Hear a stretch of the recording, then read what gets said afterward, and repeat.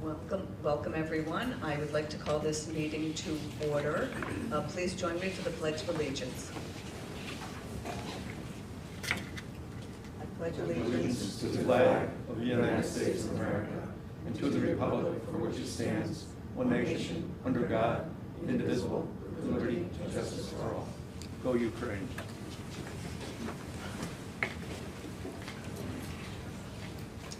I need a motion to approve the agenda for the business meeting tonight of March 14th, 2022. Jim? Okay, thank you. Any discussion? All in favor? Aye. Would like to take a moment and have an accolade. So this is for the middle school science Olympiad team. And we're going to turn it over to Jim Hutchins. No, we're going to turn it over to Mr. Reed. Yes. Hello. So with that. Thank you, Tracy. So just real quick, I would just like to, I'm going to let Mr. Hutchins speak mostly about Science Olympiad, but it's, a pleasure to introduce him tonight to talk about Science Olympiad. He is bundles of energy, Mr. Hutchins is, as he constantly is looking to do things that are going to keep supporting and enriching our students here at Greenville. He does a great job, not only in the classroom, but outside it, with a bunch of the different enriching activities he does, whether it's our ping pong club, but particularly tonight, our Science Olympiad. So at this time, I'd like to introduce him to come up so we can talk about the great things that our students did here this past winter.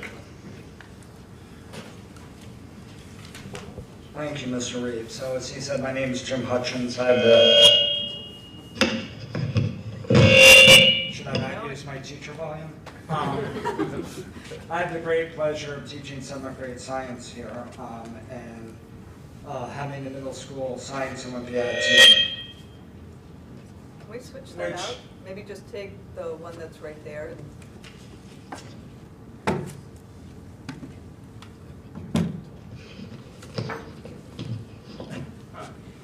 Which we competed this year in the 4th regional Olympiad competition that we've been in.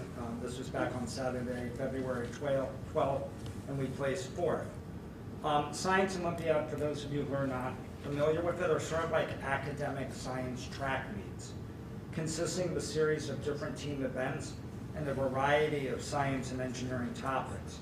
Generally, a 1 or 2 person team competes in a specific event. Events are classified as study, build, or lab. For study events, team members study a specific topic and then take a test.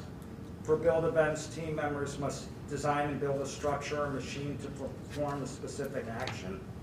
For lab events, team members must use lab equipment or conduct an experiment. And so I'm really pleased at how we did this year. I want to give a special thanks to all the volunteer coaches, both staff, parents, my daughter. It's only because of their hard work that we're able to offer all of these opportunities to our middle school teams. I just want to quickly tell you the teams we did and how they placed. So for Bioprocess Lab, we had Todd Hilgendorf as the coach, with Alex Bouquet and Sylvia Pausley on the team. For Bridge, we had Yun Zhang as the coach, with Peyton Klom and Anthony Zhang participating. For Experimental Design, I was the coach, and we had Addison Bushnell and Kevin Durney participate. For Rocks and Minerals, we had Dave Bowers as the coach, with Zachary Bratt and Addison Bushnell on the team. For Crime Busters, which came in 4th place overall, we had Sean Katz as the coach, with Kalina Donlan and Alana McDonald Katz on the team. For Write It, Do It, we came in 4th place overall. I was the coach, with Rachel and Shea Gerber. For Anatomy and Physiology, we came in 3rd place, with Maria Gerber as the coach. We had Sarah and Shea Gerber on that team. For Ornithology, I have to really give a shout out to this 3rd place. Shea Gerber did it by herself without a coach. Rhodes Scholar, 3rd place. My daughter Zoe was the coach. Rachel Gerber and Sylvia Pausley were on the team. For Code Busters, I came in 2nd place. I was the coach. Alana, Evan Snyder, and Anthony Zhang were on that team. For Disease Detectives, which came in 2nd place, I was the coach, though Anthony Zhang really did all the work. For Solar System, which came in second place. We had Sean Katz as the coach with Sarah Gerber and Alana McDonald-Katz. And Dynamic Planet, which came in first place, we had Jill Snyder as the coach, and Alex and Evan were on the team. So I'd like to just give a round of applause. And then if we'd like to call you up to get your letter of acknowledgement, and then we'd like just the students or the coaches to? Students and coaches to step into the middle for the dreaded photo. So here we go. And I'm not actually sure. Is Zach here? I don't think Zach is. Okay. Oops, sorry. Thank you, Joe. Thank you. Alex. Where are you at? Oh, there we go. There we go.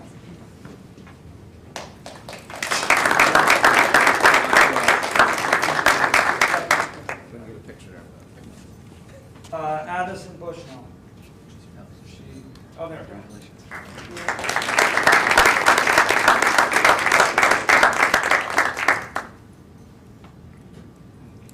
Kalina Dahman.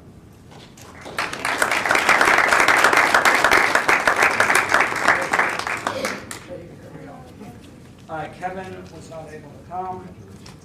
Rachel Gerber.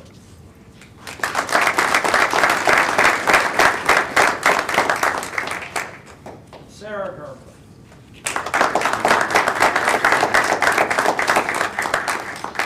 Shea Gerber.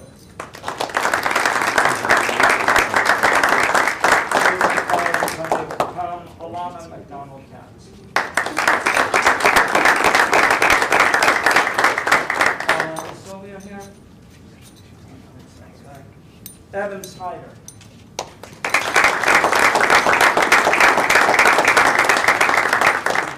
Anthony Zhang.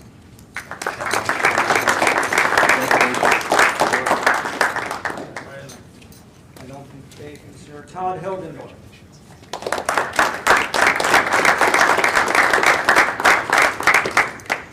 Jim Hutchins. Oh, yeah, that's Zoe.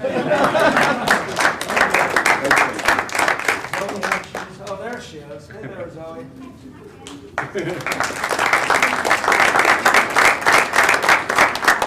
Maria Gerber.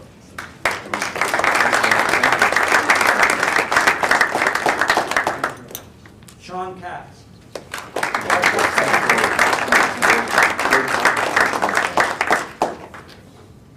Sean, if you want a picture, give me your camera.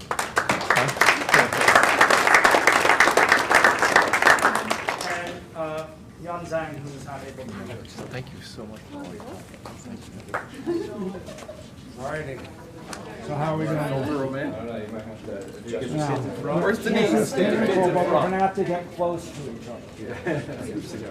And all the people in the background. Having a taller. There you go. That's fine. I think kids. Everybody squeeze, smile, Now, look like you're enjoying yourself. If there's ice cream after this. The lady on the end's gotta look at the They're going kid. to There you pizza. go. Pizza, there you Do go. it again, all right? Thank you. That's it.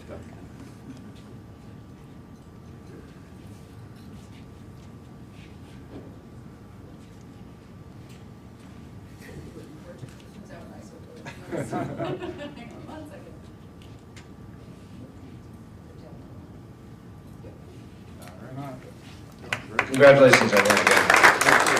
And thank you, Mr. Hutchins and all the volunteers for making this happen.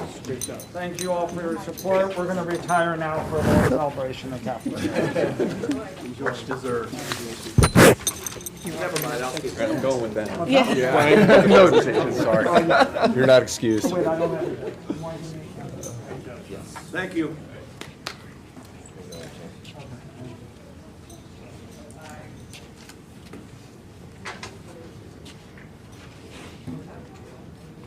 Yeah.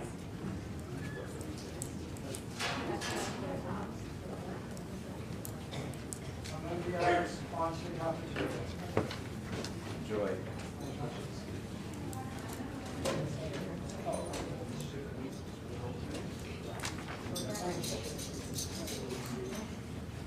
And enjoy your celebration, it is well deserved.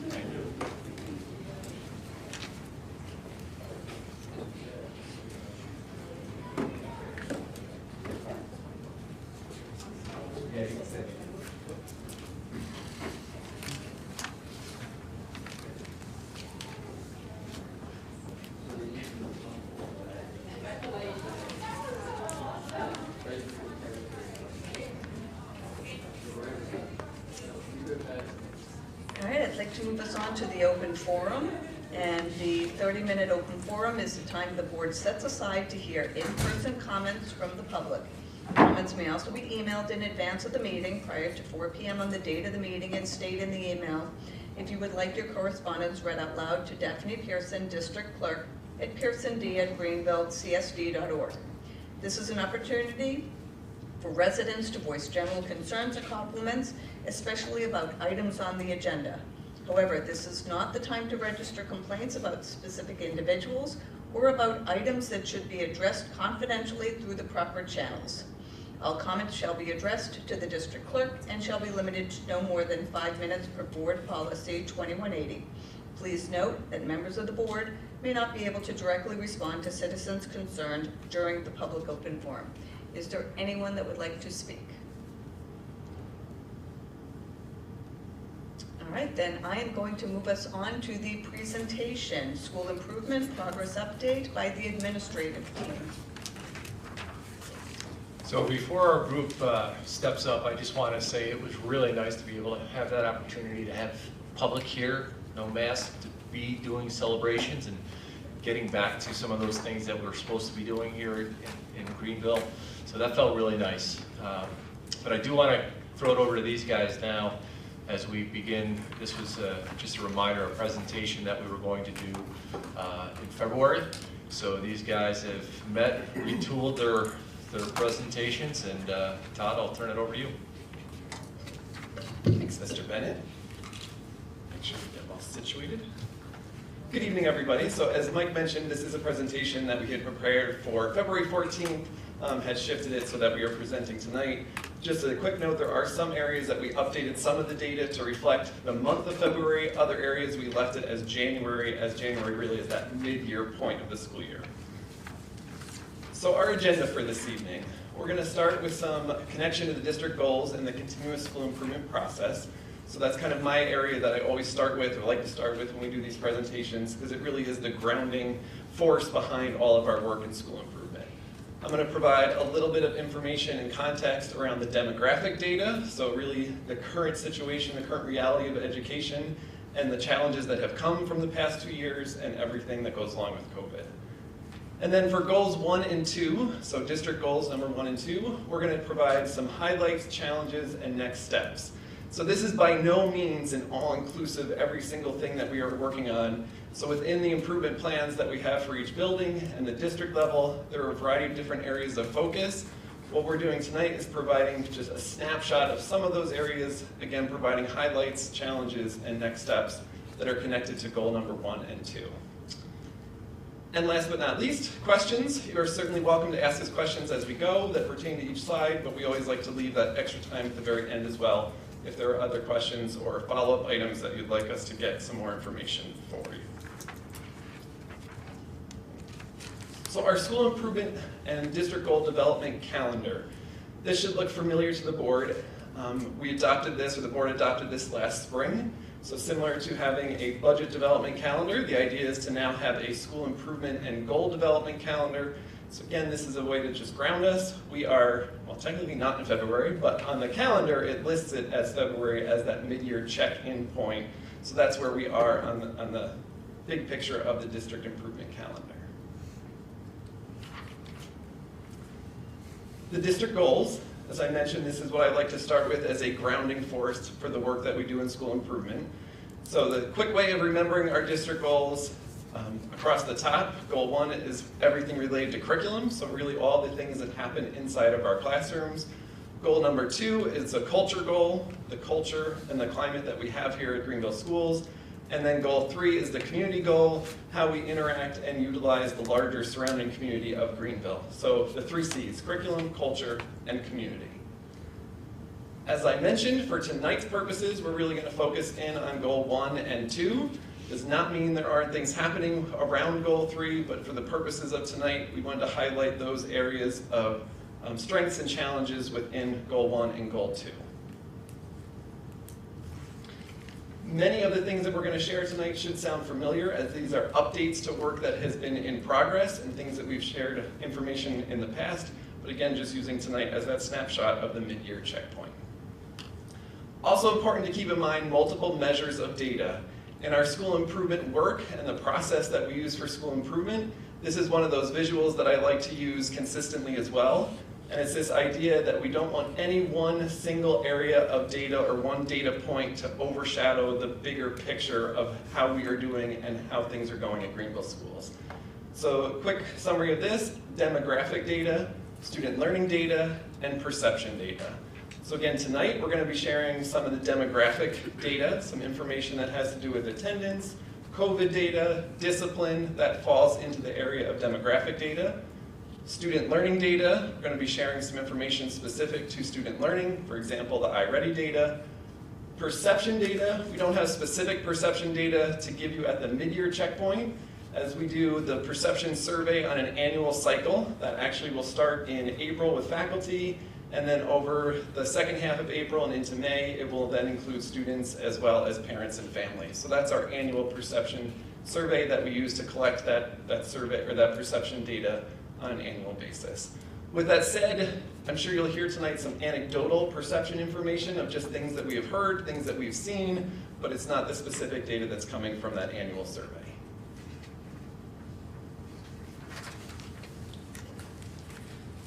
So my other part that I thought it was important, or we thought, as we worked as an admin team putting this together, we thought it was important to take a moment or two and do a little reflection on where we have been over the past 2 years. So even for us, as we sat down and thought about where we were at the mid-year point of the 21-22 school year, if we think back of where we were even a year ago, and to be honest, even as we cycled back to this presentation to kind of dust it off and add some new information, where we are today from where we were 4, 5, 6 weeks ago is also drastically different in some ways. But this slide that's up there right now is really looking at last school year as a whole and comparing that to this current school year.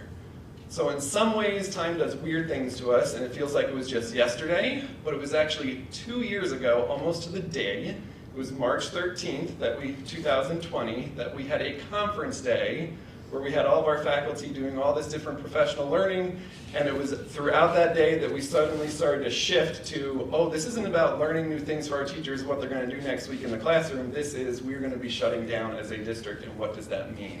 So 2 years ago, again, almost to the day. So then what did that look like last school year compared to this school year? I'm going to walk through just a little bit of each of the buildings. So last year, 2020-2021 school year, at the elementary school, we had cohorting with 6 feet social distancing in all areas of the school. We had 6 fully remote sections. So at each grade level, we had a full section of students that never came into the building. They were fully remote. And also our interventionists at the elementary school were pulled from providing intervention services and put into classrooms so that we could maintain that 6 feet social distancing using every square inch of the elementary building. So again, might seem like forever ago, but that was just last school year. Compare that to where we are this year. All students are in person. Right? We don't have any fully remote sections at the elementary school. All of our elementary students are in person. Our interventionists are now, not only did they return to that intervention role, but we also shifted the model for how we provide intervention services and have more of a push-in model.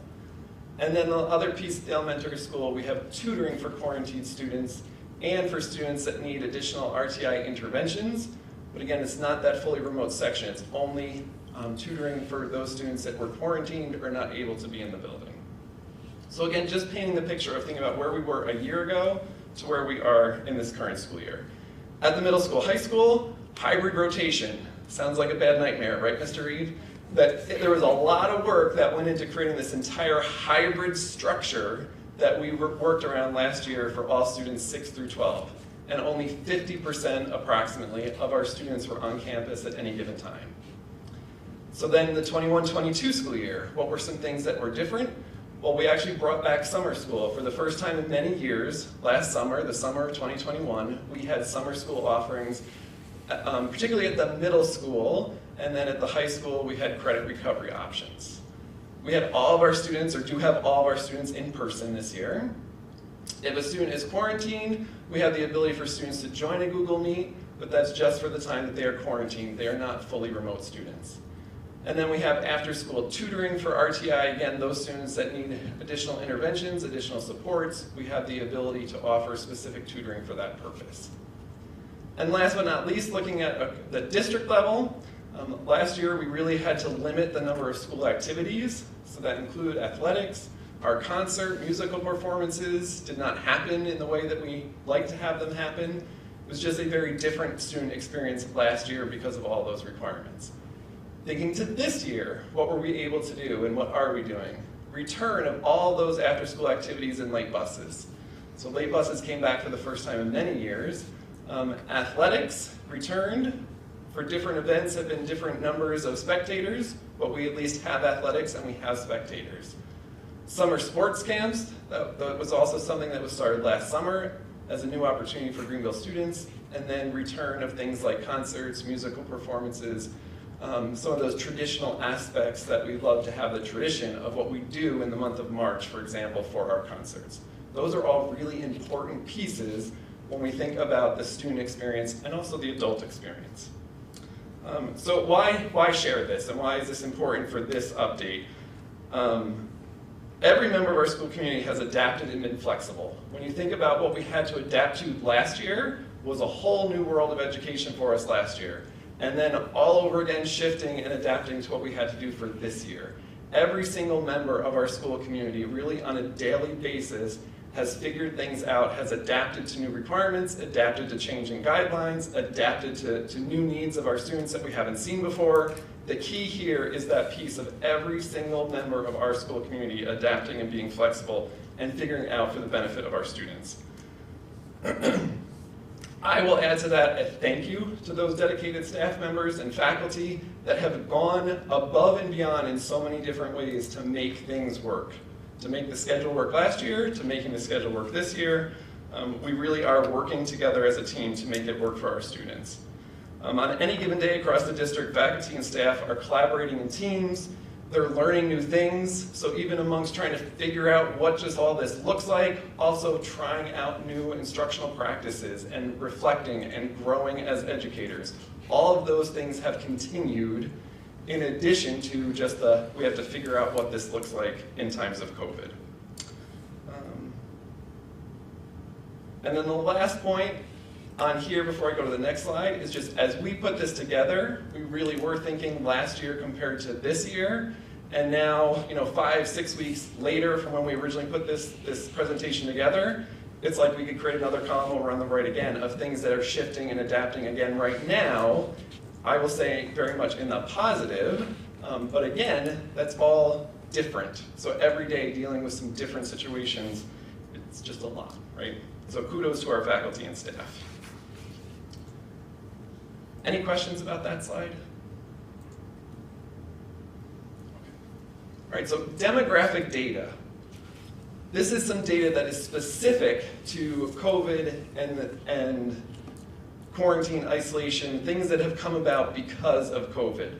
We wanted to share this to, again, pretty drastically when you look at the month of February, but to walk through each of the graphs in the chart up there. So the first one shows our quarantined and isolated students and staff. So each month, if you look at the blue bar, the blue shows the number of students, the number of incidents of isolation or quarantine. So it could be one student that was quarantined multiple times in 1 month.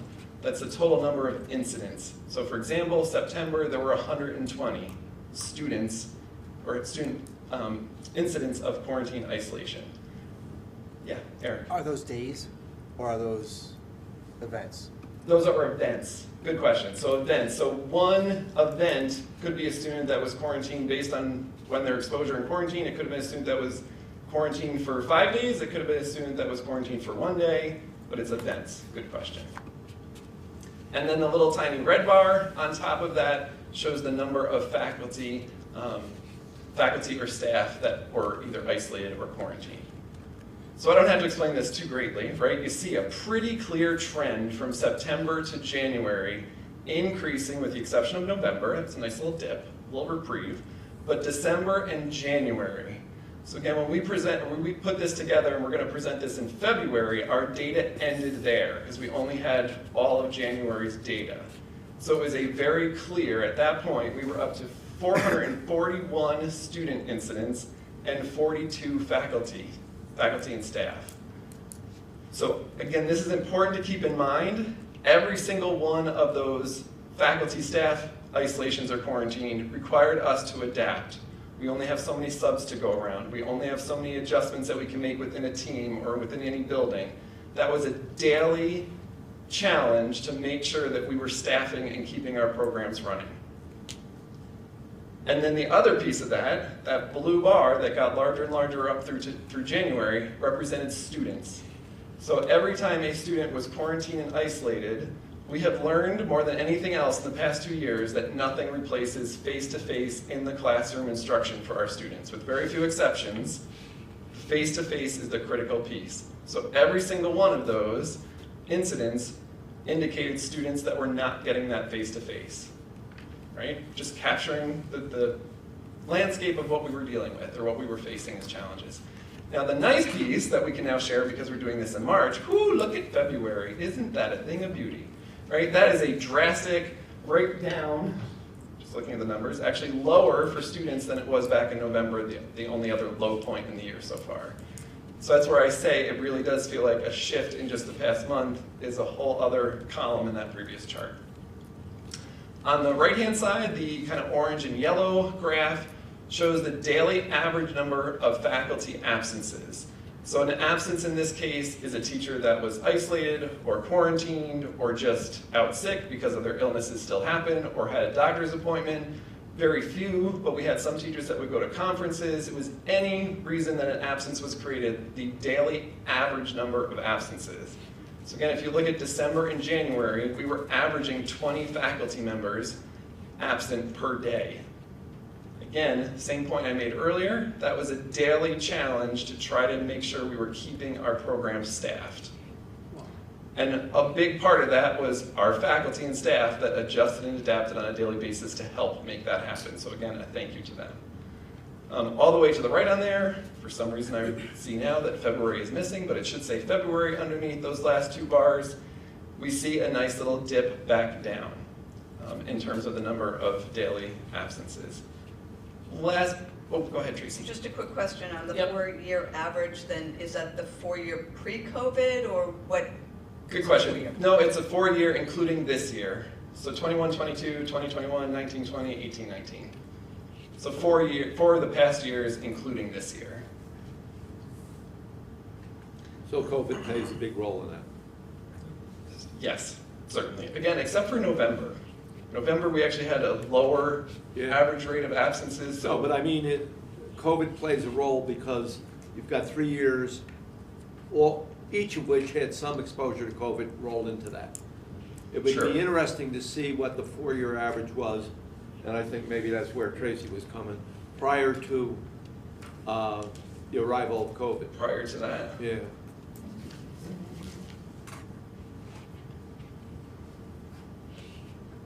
I can look and see what I can find. And then the last piece of data that's on this chart down the bottom left, Greenville tutoring hours September through February. So this is the total number of tutoring hours that were provided at each building. As I mentioned in the previous slide, some of these hours are for RTI, students that are receiving an additional level of intervention or additional support, and it's through tutoring. So middle school and high school, 79, 76. That's a decent number of hours right there. If you look at elementary, 736. The reason that number is significantly higher is because at the elementary school, during isolation and quarantine, the only way that those students were being provided instruction was through after-school tutoring. At the middle school, high school, those students were still able to join remotely by joining a Google Meet. On occasion, they were then also offered some additional tutoring to help get them caught up or help keeping them on pace. But that huge number, 736 hours at the elementary school, is a direct correlation to that was the mode of delivery of instruction for elementary students who were isolated or quarantined. So with that number, 736, those are all hours being provided by our faculty to support students that were not in their classroom during the day. I mention that because truly, and this is still the case, you can walk around the elementary school at the end of the day after teachers have put in a day of working and being with students, and they're there after hours, providing additional tutoring hours for students. That's the level of care that we have at Greenville, so I think it's important to know 736 additional hours is from our own faculty putting in that time to help our students. Good God. Sorry. Yeah, let's just destroy that one. Afraid to talk now. Just want to say thank you for presenting the information the way you did, because it does, I think I had no doubt that the administrators and the teachers really put in a lot of extra work, you know, throughout the pandemic, but this at least starts to show us that instead of just, you know, hearing about it or knowing that it takes extra work but not really understanding it. So thank you for sharing the extra information to give us some sense of what's involved, because especially the tutoring at the elementary school just seems amazing. Hours. You're welcome, and thank you for the note. That was the purpose of sharing this. Even for us to sit and put this together and reflect, it's like, that's why we were all so tired in January. Now it makes sense, right? Looking at those numbers, everybody was putting in extra to make things work, so thank you. Great. So again, that was just this idea of kind of reflecting on where we've been last year and this year, and then also just an update of this current year and some of our data specific to COVID in terms of demographic data. So now we're going to get into goal 1 and then goal 2, and for each of these, as I mentioned at the beginning, some highlights within this goal. So goal 1, as I mentioned at the beginning, is the curriculum goal. So these are some highlights within this goal, work that's aligned to the improvement plans either at the building level or at the district level. This is not all-encompassing. We would be here for 40 hours if it was an all-encompassing, sharing everything that we were doing. This is us as an admin team and getting feedback from teachers, pulling out some of the areas that we wanted to highlight within this goal. So here, the administrative team, at some point I will stop talking, I promise, and turn it over to others. We're going to take turns going through some of these. The first 2 are me, but then I'll turn it over to some of the other administrators to share from not just necessarily a building perspective. So hopefully you'll also see as an admin team, we really do work to keep the pre-K through 12 perspective strong for us as a team, so that when we're looking at things, yes, Christy has the high school perspective, but we're coming together as an admin team to look at how things are going across the entire district and working together as a team. So within curriculum highlights, the first 2 are me. So the first one is really great reading, P through 12. So as I put P, I'm like, oh, that's new to us, right? Being able to put pre-K through 12 is a new thing for us at Greenville, because for the first time, we have a pre-K classroom on campus. So that's not necessarily one of the things we include in the share, but just as a little side note, that P is referring to our pre-K program. So really great reading we are implementing for tier 2 and 3 students, as well as special ed students, starting with our pre-K students. So our little guys and girls in pre-K are receiving those supports, all the way up through high school students in special ed and special class reading. So this is one of those areas that should sound familiar. We started the training for really great reading last summer, specifically with special ed teachers and interventionists, and rolled out kind of the first phase of using that resource with students at the elementary school, middle school, and high school in the fall, and then continued some of those trainings throughout the fall. We are also at a point looking at how can we take those trainings and now share some of that information, not just with the interventionists and special ed teachers, but really push it more into classrooms, and part of that is through the push-in model of intervention. So as those interventionists are pushing into a classroom and maybe working with certain students using this resource, the classroom teachers are also seeing and able to then pick up on some of those practices. Todd? Yeah. Quickly. Does that mean that through the push-in interventionists that it will start being expanded to the tier 1 group also? I don't remember from prior discussions if the really great reading is intended only for tier 2 and 3, or ultimately it's going to go to all 3 tiers. Good question. So right now it's been focused really starting with special ed, and then tier 3, and then tier 2. There is the possibility, absolutely, there are instructional practices that go along with really great reading that can be used at tier 1, meaning all students, right? It just becomes part of the classroom activity. Are there pieces of that happening already? Absolutely, as teachers pick up pieces, but in terms of an overall model, it's been focused, the trainings and everything, again, at those higher level needs of students. Does that answer your question? Yes. Okay. that's- So Really Great Reading is a consistent phonics, science-based approach to teaching reading. And again, this comes from work that we've done to look at our data and areas of challenges at our elementary school and literacy, and putting this in place, again, really starting with those students that are in the most need of additional supports, and then layering it back down as well to the other levels as needed. So anecdotal evidence, because there are certainly individual students, and I know Brooke sees this from her perspective as she talks to special ed teachers and runs CSE meetings. There are individual students who are using this program that are growing leaps and bounds because of the supports they're getting from this program. We have some work to do in terms of how do we look at our data for all students in using this resource, but anecdotally already we are seeing that. I will also say of any tool, resource, training that I've been a part of at Greenville, this has been the most positive. I have yet to hear any teacher say, oh my gosh, it's just not working, or oh my gosh, I'm really struggling with this. It is constantly, wow, this is really working with my students. Wow, I really see the benefits of this. Wow, I figured this part out, now how do I do that better?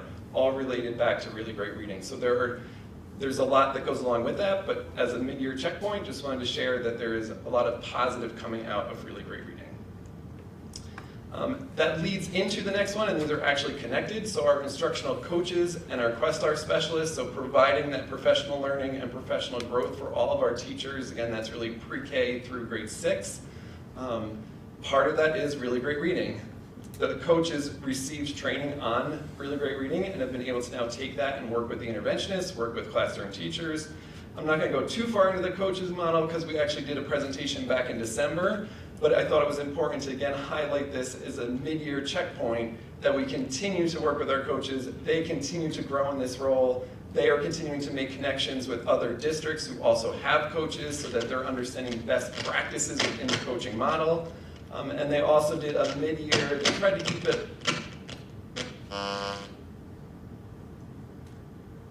to keep it, informal, gathering some feedback from teachers, from the classroom teacher's perspective. What are they liking about having the coaches? And then what are some potential suggestions for them to start either implementing this year or next? Quick summary of that, the positive was all about support. The teachers are feeling like they have an additional layer of support. They have somebody to go to ask questions. They have an additional resource to pull into a team meeting or to pull into their classroom when they're struggling with a certain student or struggling with a certain content. They have that additional layer of support. And in terms of suggestion, a lot of it was around taking where we currently are with our curriculum work at the elementary school and how do we just keep moving that forward? How can we use our coaches to help with that? So continuation of the presentation we gave in December, but a lot of great work happening with our coaches.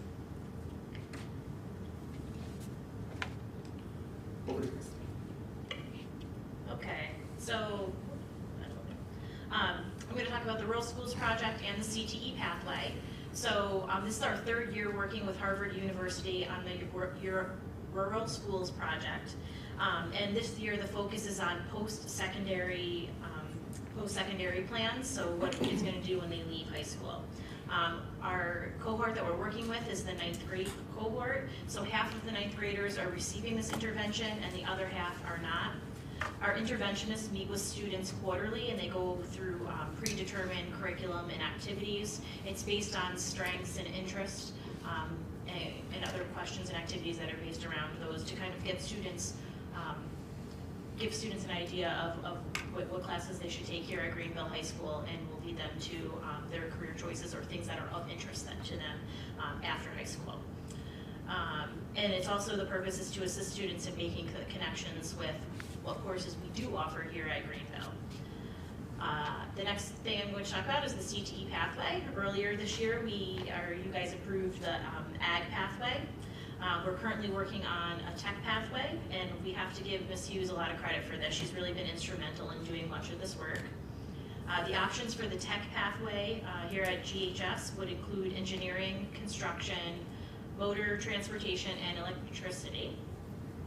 Since the deadline for the state submission is in October, we're hoping to get the tech pathway approved so that we can put this in place for the 23-24 school year.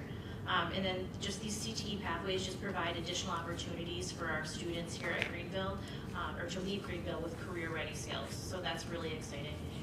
We're really excited about having different opportunities here. Any questions? Yeah, Teresa. Chris, did you see for this pathway it happening here? Is it through BOCES? What do you envision? No, this is here. I think we took out, there was a construction piece as well too. Is that correct, Dad? Like that could be one of the tech pathways is through construction welding. And we took that out because there's a great welding program that they already have at Questar. So these are specific to Greenville. It would be a tech pathway offered here at Greenville. Thank you.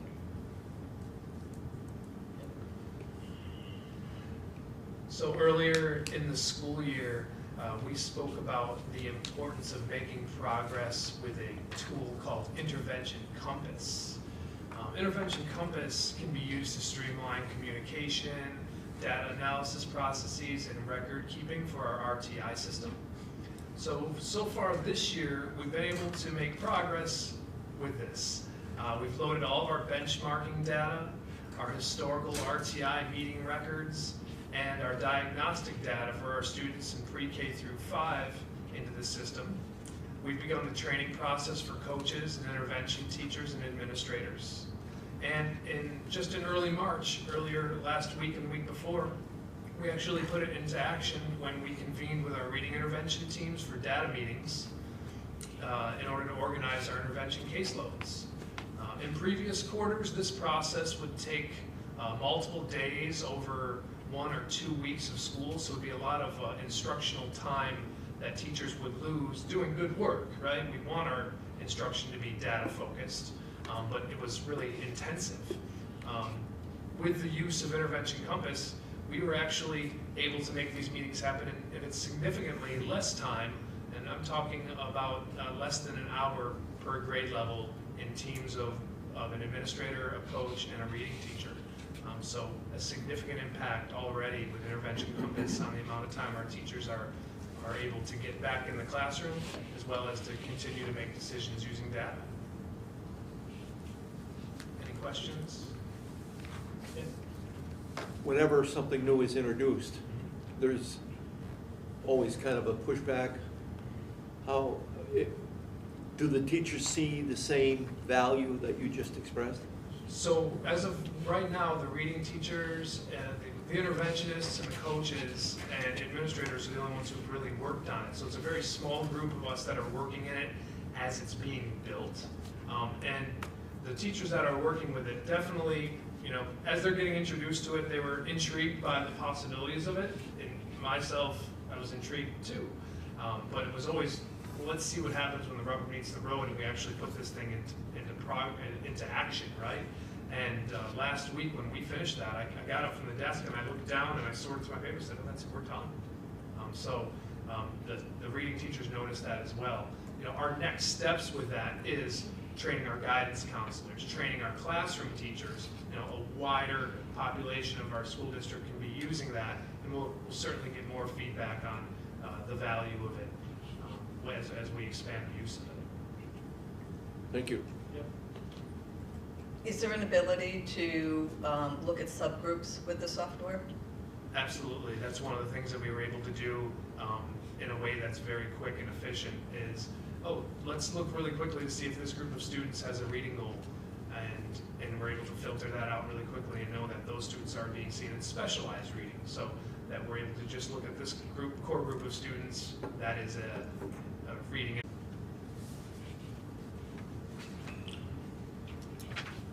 So as we've discussed, some of our curriculum highlights over kind of the past, particularly this year, I'm going to talk a little bit about some of the curriculum challenges, this year, but even just if you take a look back, as Todd said, yesterday was 2 years, and I can remember being in the library media center here and telling teachers, hey, make sure your Google Classroom's up and running, we're going to be out of school for a couple weeks. And, so to see where we've gone from being totally remote, in the spring of 2020 to hybrid last year to back in person this year, the adaptations that our teachers and staff all throughout the district, whether it's buildings and grounds, transportation, everybody, the adjustments people have had to continuously make over the past 2 years is just, you look back on that and you're like, wow. So one of the things though in the classroom is that it's been challenging. I'm going to speak a little bit on behalf of Mr. Mahan here. He unexpectedly couldn't be here tonight, so I'm going to do my best to fill in for Peter. I probably won't be as long as he usually is, but you don't have to pass that along to him. But anyways, one of the things he talked about, though, really was the idea of, there's, well, in both K-12 is that P-12 is that consistent instruction. Although we've had consistent instruction the past couple of years, it has been interrupted a lot for our students, and our staff have had to adjust a lot along the way. As Peter talked about, and Mr. Mahan talked about, Ellis, instructional pacing is challenging for a teacher. You've heard Mrs. Caputi talk quite a bit about math and them trying to stay consistent across each grade level of where they are and unit tests and things like that. Well, if you have 5 students out for a week in the fall, 1 week, and then another 5, they're back the next week, but then another 3 or 4 or 5 out, it really is challenging with some of the instruction in that sense. So the instructional pacing and keeping on track has been a challenge, but our teachers are rising to that challenge. In the terms of the classroom learning, like Mr. Mahan talked about, it's tough to teach phonics and how to pronounce words appropriately with masks on. That has been a big challenge. We've heard about that. Also, with so many people, teachers engaged in some of the quarantining and tutoring, you saw the hours there. What was it, 736 hours or so? It's been difficult to try to do some more targeted intervention with students that we were hoping to do. We have since in the past month, actually, Mr. Mahan said we've transitioned to some of that now, where we've got a group of teachers that are pulling in some different students and doing some more targeted intervention with students rather than just trying to keep them on track with the daily lessons that are going on in the classroom, but really trying to look at some specific needs of students, and that's pretty much determined through some of the RTI process there. Also, just at the middle school and high school this past year, if a student was quarantined, students either joined Google Meet if there was no instruction occurring, or went into the Google Classroom. Teachers at team meetings and RTI meetings also discuss how well a student did during quarantine, because every student's situation is a little bit different at home. And then from there to try to decide, do we need to pull a student one-to-one, give them some support in study hall, maybe assign them to a lab for a couple weeks, or provide them some of the after-school tutoring. So every student was looked at on an individual basis.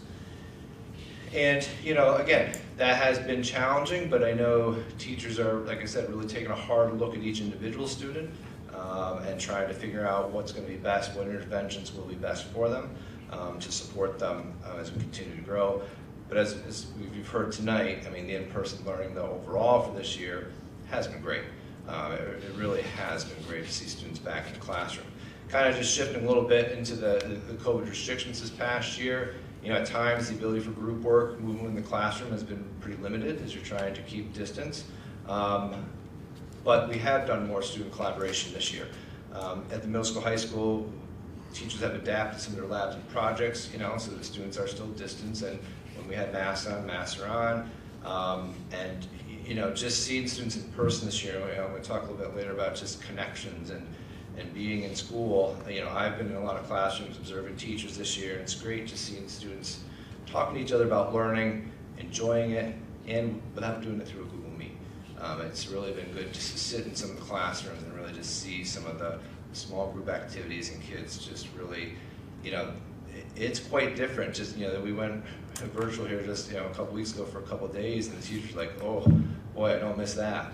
I mean, because it's just different. It's very different. It's very different getting students to participate through Google Meets. So again, the in-person this year, where we've come in 2 years, has been pretty fantastic that we've kind of gotten back to this point. So, thank you. And to that point, I see heads nodding in the background that absolutely are confirming what you just said. So with all of these challenges that we've presented, both anecdotally and with some of the data that's been presented with COVID numbers and tutoring hours, we wanted to take a look at what the impact of that has been on student achievement. And as you know, we use iReady as a screening tool for our district. It's the first part of our learning process, right? It provides data that tells us where a student is at in a moment of time in relation to their grade level and as compared to national norms. In addition, it allows us to monitor student growth throughout a school year and longitudinally over longer periods of time. We use the data from iReady to help us inform decisions for our intervention process. And this is a screener that we give 3 times a year, once in the fall, once in the winter, and once in the spring. When we get this data, we look at it from a number of different views. To begin with, we want to take a look at something that's more of a 10,000-foot view, if you will. At this level, we're looking to see how our students are moving in comparison to where they were at the beginning of the school year. And one report that we look at when we're doing this is called the 3-level placement report. And this report breaks down our students into 3 levels. We've got students who are on or above grade level, 1 grade level below, or 2 or more grade levels below. And on this chart, this data is represented in triangles. And so what you see here are 2 triangles. One triangle representing Greenville students in grades 2 through 8 in September of 2021, and another representing grades 2 through 8 in January of 2022.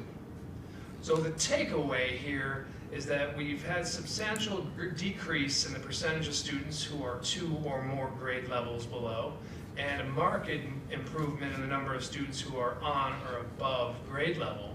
So if we're just looking at the top there, comparing across grades 2 through 8, in September we had 40% of our students who were 2 or more grade levels below. In January, that number dropped to 28% of students in grades 2 through 8 who were 2 or more grade levels below. Looking at the base of the triangle, we had an increase in the number of students who were at or above grade level, moving from 28% of students in grades 2 through 8 up to 39. Down toward the bottom of this slide, we have that drilled down into the 2 schools that use iReady. We've got middle school data, and we've got Ellis's data. The middle school at the top, at the beginning of the year,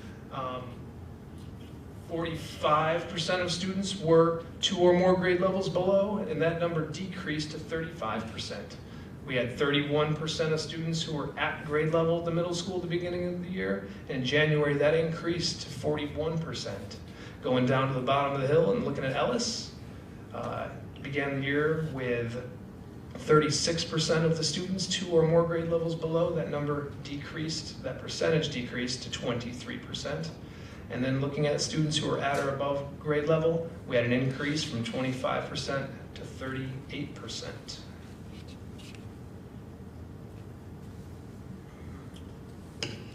So, Excuse me, quick question. yes. Well, comment and question. Comment is, I mean, this seems good, right? It looks like there's been really good progress during the course of the year. So, Yeah. it's a good story, thank you. The question is for the tiers 1 and 3, where you're, say, on or above grade level, and then 2 or more grade levels below. I assume you have more granular data that shows how many are, say, 1 grade level above or below, 2, whatever. Could we, maybe the next time you share the iReady data, just separately, could we see the distribution? That broader distribution? Yeah, we can get more granular data for you. Okay. Sure. I just would be curious to see, like at the ends, how much are, 1 versus 2 or more. Thank you. No problem. Matt, I just had a question. So it's related to the normed in the sense of, with COVID at a national level, there's been learning loss. So is iReady capturing the normative, like, is that reflective in it, or is it a trend over multiple years whereby you're not seeing it as readily? And if you don't know the answer, that's perfectly fine. I just kind of threw it out there as you were talking. The light bulb went off for me. It's like, is this recent? Is it over multiple years? I don't know. It's a really good question. I don't know how much iReady has updated their research and their calculations, but let me look into that and see if I can get the information for you.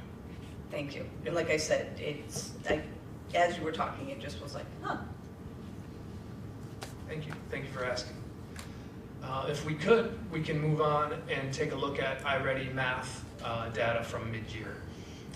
This is the same data view that we saw with ELA, and it's a very similar pattern. So if we look at these two triangles, you notice that the September 2021 triangle, we've got a larger red section at the top than we do in January 2022. And what that is reflecting is the movement of students who are 2 or more grade levels below, from 31% down to 19% of our students in grades 2 through 8. And then when we're looking at our students who moved up to being at or above grade level, we actually almost doubled that from 18% up to 31%. And again, we can drill down into the middle school and elementary school numbers. A decrease in the number of students who are 2 or more grade levels below from 36 to 22.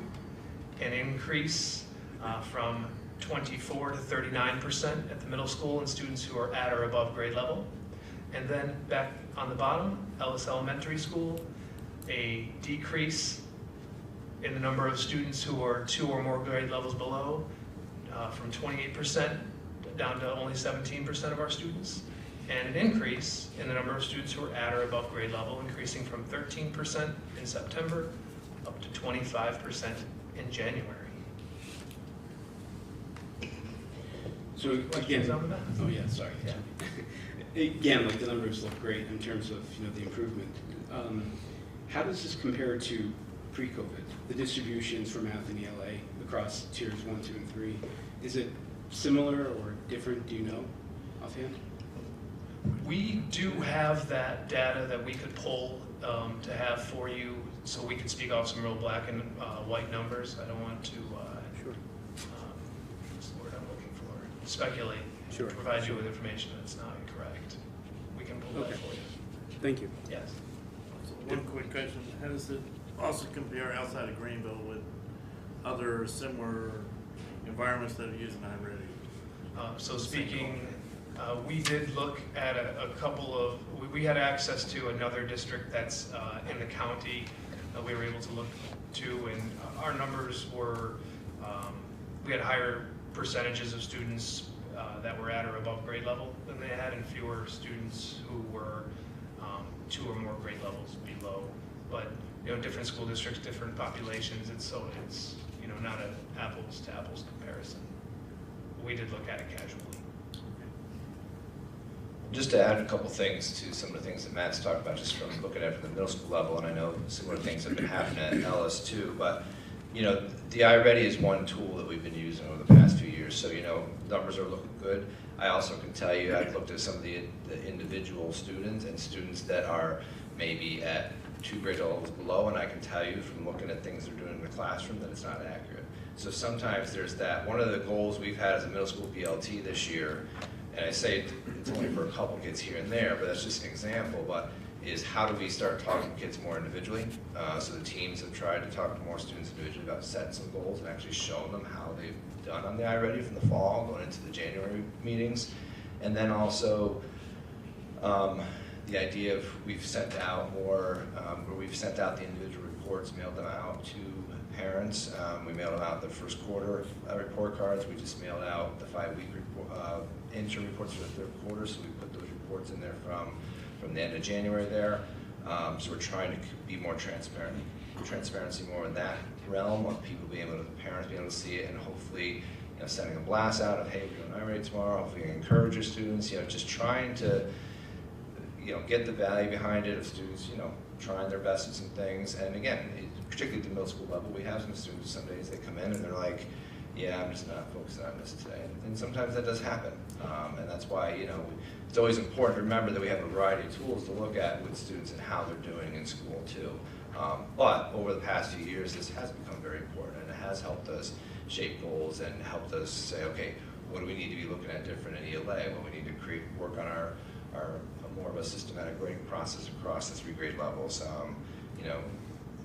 There was the big thing this year, the BLT, of how do we get students more on board with some of this, and I think the students and some of the conversations teachers have had with students has gotten them to take it a little bit more serious at times. And it's interesting because a lot of once the students do finish the iReady, teachers can show them their results pretty quick, and some of the students they're very proud of what they're doing. That they had typical growth from September to January. So, and then I can tell you also during the year here, I mean, after we did those in September, the October faculty meeting as a faculty, each team looked at a lot of those results. They broke them down a little bit. Are there some things they can do back in the classroom? Same thing in January. In February, we looked at the data. What are some of the strengths? What are some of the challenges? What are some things we need to be doing different going forward? So they're consistently looking at that throughout the year here too. So, we've talked about this before, even last year. I think, as we've had iReady around now for 3 or 4 years now, there's more confidence in using it and understanding it, and it's really, I think we're heading in the right direction, utilizing it. Matt, I have a question. Unless I'm seeing this different than my esteemed colleague Jay, are these your triangles for math? Are those percentage of number of students in Tier 1 and Tier 2? Is that what I'm? So that's a really good question, because we use that language Tier 1, Tier 2, and Tier 3 for our interventions. iReady uses that language to group them into 3 different groups, and they call the students who are at grade level your Tier 1 students.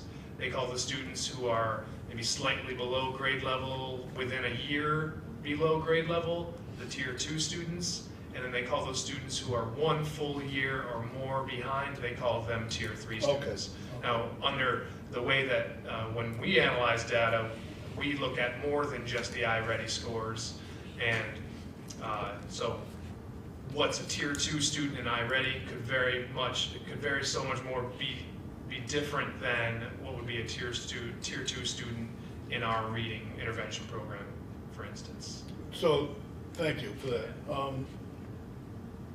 Although I see the improvement for reading and math, Tier 2 and on both areas, I think we have a bit of work to do. Without a doubt. 50% of our kids are in Tier 2 for math. Yep, the data does reflect that we still have more work to do. And I think it's also important to remember that that Tier 2 range is very wide. So you could have a student who is slightly below grade level, and they'll fall into that, just as well as you could have a student who is just above the Tier 3 would also fall into that. So there is a wide range that falls into it, but without a doubt, data does reveal that there's progress, but we also have a group of students who we're going to continue to need our support. So I'll add 2 pieces to this as well. The question about how we compare to pre-COVID. So we can certainly pull together more specific data. When we looked at that, just quick snapshot, the short version is we are comparable, if not slightly better, in terms of compare. Now, you can break that down by subgroups and grade levels, and that's what Matt works on when he works with teachers from an RTI perspective of figuring out interventions for students. But just again, that 10,000-foot view, comparable or slightly better in terms of where we compare to pre-COVID, which I think is important because all those challenges we mentioned earlier have existed the past 2 years. Despite that, we are there or slightly better. Yeah. To Dave's point, are we satisfied? No way, right? But what we want to see is, are the number of students, and this is why Matt focused on that red bar and the green bar, because yellow really is, there's a wide variation in that yellow bar. We want to see kids are coming out of that red zone, the Tier 3, and shifting into the yellow or coming from yellow into the green. So we want to look at, are the number of students in that green bar getting bigger, and are the number of students in that red bar getting smaller? The answer is yes. So okay, things are working, we're going in the right direction. Are we done and satisfied and can sit back and just let everything be? Absolutely not. Those are all the other things that we've been working on and all the things that are in place to keep that number going in the right direction. And there's another way to look at it. For every one that moved out of the red into the yellow, we had one move out of the yellow into the green. Correct. And obviously that shows the trend we're looking for. And as Matt said, we just got to keep working on, and you said that also, I think. Yep. Got to keep working on that middle zone. Yes. Yeah, you want kids to flow down in that triangle. We'd love to see that go down from 50 to 40, but reality is, everyone we move in out of the red goes into the yellow. Correct. And as long as we keep pushing out of the yellow into the green, we know progress. Correct. One follow-up question. Aren't there target percentages that we're looking to in the 1, 2, 3 year point? You know, for instance, say in the green should be over 50, or I'm just saying a minimum. You know, it's 31% is very low for math, but we are improving. But what's our target? What are we looking for? So in each school, in the middle school and Ellis's school improvement plans, they do have specific targets set for specific grade levels based on where they were, an improvement over where they were in June of 2021. So the school targets look like they're broken down by grade level and in some cases subgroups, right? From June 2021 to June 2022. So there are specific targets in there. Yeah, we're looking at, all students 6A, but then also looking at the special education students in 6A too. And it's our students meeting their target growths. So when they meet their target growth, they still could be in the yellow though. So the things that we're trying to look at is that a student might not, as Matt was just saying, if they're at the bottom of that yellow, getting to that green in 1 year might be pretty challenging, but are they continuing to make the target growth that is set for them? And so with the national norms, the target growth is set for each student after each test. So when they take it again in June, there's going to be a different target growth than the one was here in January. And are they continuing to make that target growth, even though they might still be in the yellow? If they've made target growth all year, we know that the student is continuing to improve their skills, even though we still, we're not quite satisfied yet. It might take more than 1 year to get a student to where we need them to be. So that's the key thing that we'll look at, though, is that target growth, if they're showing growth. And that's, why we break out all students versus our subgroup of special education students, too, in terms of that situation. Yeah, Jim, it's a good question. At the beginning of this, when I started going over the iReady data, I said that we have a number of views that we look at this in, this being kind of a broader 10,000-foot view. The view that Brian was just talking about is when we get down to a student-to-student comparison, right? And do we have individual students, and when compared to themselves, are they growing? And that is some of the most interesting data that we have, right? Because we're looking right down at one individual student, and are they continuing to make progress? And if we're doing that across K through 12, then we know we're on the right track, right? We want all of our students continuous growth, continuous progress. So, Matt, one more question. As far as the individual student growth, is that growth goal per student, if there is such a thing, is that accelerated for those particular, and that would be hard because if they're already behind, but is it accelerated or planned so that they would eventually get the grade level? iReady does set those targets. They have the typical year growth and an accelerated growth goal. And so we can track whether or not students are making the typical growth that we would expect over one school year, or an accelerated growth, which would put them on pace to catch up at a faster rate than somebody who's just moving through typically. Right, because if they have normal growth, a school year goes on. Yeah. So you would have a normal school year of growth. Yeah. Those kids, the yellow or the red kids need a growth plus. Absolutely. Yeah. And that's where we've been trying to start by taking some of these reports, taking a look at, and how can we start targeting some students after school for tutoring. We've been doing some of that. We've had some small math groups at some of the different grade levels. And as I was just saying, at Ellis now with quarantine rates going down, some of those teachers that were tutoring for students who were quarantined are now kind of switching gears and now doing some more targeted intervention tutoring with students.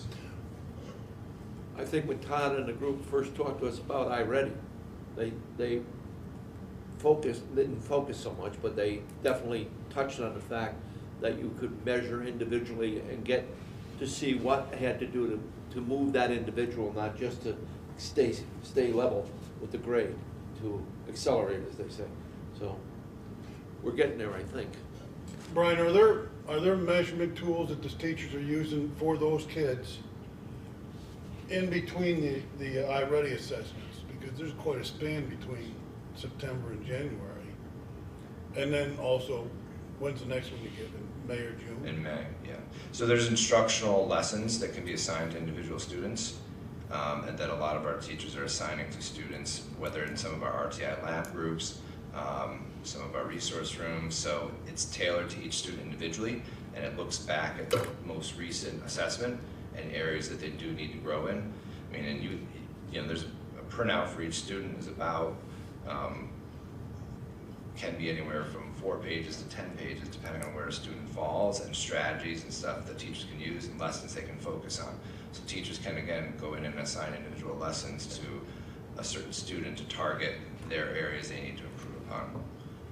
And then they can monitor their progress on that in between here, like you said, now from January to May, to see where we're at. Matt, do you know if, do you have data for each grade level? You've just married it all in here, right? Yeah, we. Because I was wondering, actually, I can imagine second and third and fourth grade are pretty serious about these assessments because they normally take school seriously. But I was wondering if apathy comes into effect for 7th and 8th graders. Well, or if actually, you noticed that. You actually see that from 2nd grade on up through middle school. There's instances where there's certain students who are more engaged in an iReady test than other students. iReady does give us some flags. You know, if a student rushes, a flag will come up, and I'll get an email or a phone call from a teacher saying, hey, could you reset the test? Because I'd like to have him take it again, or I've spoken with him. You know, sometimes teachers will reach out and say, hey, one of the students came up to me and they think that they can do better, you know, after they've reviewed their goals with their teacher, their progress with their teacher. So yeah, there's definitely, you know, as we look at these numbers, you take that into account, that there are certain students who will score probably below their potential on an iReady score. You know, that is certainly something that can happen when you're doing, you know, any assessment, but also a computer-based assessment like this. Maybe we ought to get a little machine that gives them a peanut every 30 seconds. When they're taking the test, it does let them play games, some people, game yeah, but breaks some along people the way. do rush through everything, you know. And Dave, to continue on with the question you asked to Brian about, you know, between September and January, between January and May, that's a long time. Do we have, you know, information that we're getting along the way? And the answer is yeah. And one of the things I say to the teachers as we work together is that the best data that you have is the data that you generate in your classrooms every day, right? Our teachers know our students very, very well, and they know when they're making progress or when they're not. And to speak to our students who are in Tier 2, Tier 3 interventions, our interventionists, our reading teachers, our math interventionists, our Tier 3 interventionists who work with students in all subjects, they do a lot of progress monitoring down to specific skills that they're working with them on. And so we know, you know, they're being taught this, and are they making progress? Rather than, you know, the iReady being this large, sprawling screener, we also have data down to specific skills, specific standards. And my question was, that's great, but my question was more geared toward, are they, the interventionists working with the students toward more success with iReady, therefore they have instruments that are almost geared with iReady, you know what I mean? Yeah, I see. Great. Yep, good thought, thank you. Yeah.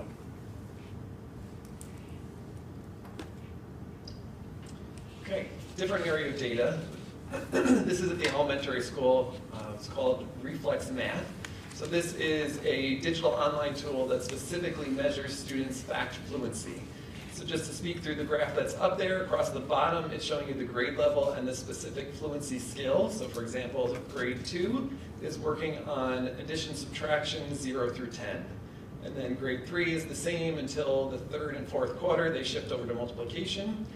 Grade 4 and 5 are both up there showing multiplication and division 0 to 12. So these are fact fluency, you know, how quickly and how accurately can students answer their math facts. So it's a specific skill, but it is very much a foundational skill for math success. So this is a program that we started using last year. So this is the second year that we've used it with all students in grades 2 through 5. What you can see up here, the blue bar indicates their fluency level at the start of the year, and then by grade level where they were, this was the true mid-year checkpoint, so it would have been sometime during the month of January. So some key takeaways: all grade levels show significant increases already this school year. And while it's not on this graph, when I took this and layered it against last year's mid-year checkpoint, the starting fluency, and basically laying it against last year's, the starting fluency levels are higher than last year and are on track to pass last year's end of year. So we're on a good pace for students gaining their fact fluency skills. Questions, Todd? Yep. Grade 3, 65.5. That was the fluency level of the students that year, not an increase from the previous year. That was correct. That was September. That was the start of the year. Correct. So that reflects really a good experience in grade 2. Correct. Yeah, okay. And again, it's not on this because I pulled out last year's to make it a little bit more streamlined, but if I compare that to last year's grade 3 start of year, the start of the year was lower. Well, it's not surprising because those are students that were coming back to school last year Right. after full remote learning the end of the prior year. Yeah. But the 65.5, you're right, Duncan, is a good number because that also is an indicator of summer slide, right? How Yeah. much are students not Yeah. retaining over the summer, but still having that level in September is good, and then it's just increased since then. But then I measure it with the next year, and I wonder, you know, So the how do we difference, focus in on why that isn't as good as the previous year? The so reason- that's a specific reason, because in grade 3, that's still measuring at this point in the year, addition, subtraction. Right. Grade 4, at the start of the year, they're starting with the multiplication division. So it's a different skill that they start towards the end of 3rd grade, but then it goes into more 4th grade for All math. right, I'll accept that for now. Next year I want it up. But look at grade 5, if you look at grade 5, the same is true. They're Yep. starting the year with still Yep. a decent level of proficiency, and it's I just hate it going when up you're from right. there. Thanks, Duncan, I'll take that as a compliment. Todd, to this Yeah. point, thank you. This actually is really, really important because if students need to have the fluency, or what happens is they're using all of their working memory on trying to figure out the addition or the multiplication and can't get to the higher learning. So kudos for starting to track this Yep. because it will lead to improved math skills. And that was a big piece with using this tool. Again, Reflex, it's all online. The benefit of this is kids could actually continue this. So students that were quarantined or isolated this year and not in school, this was a tool teachers could easily say, ooh, log on to Reflex and you can keep practicing even though you're not in school with us. And not that these skills weren't being worked on or tracked.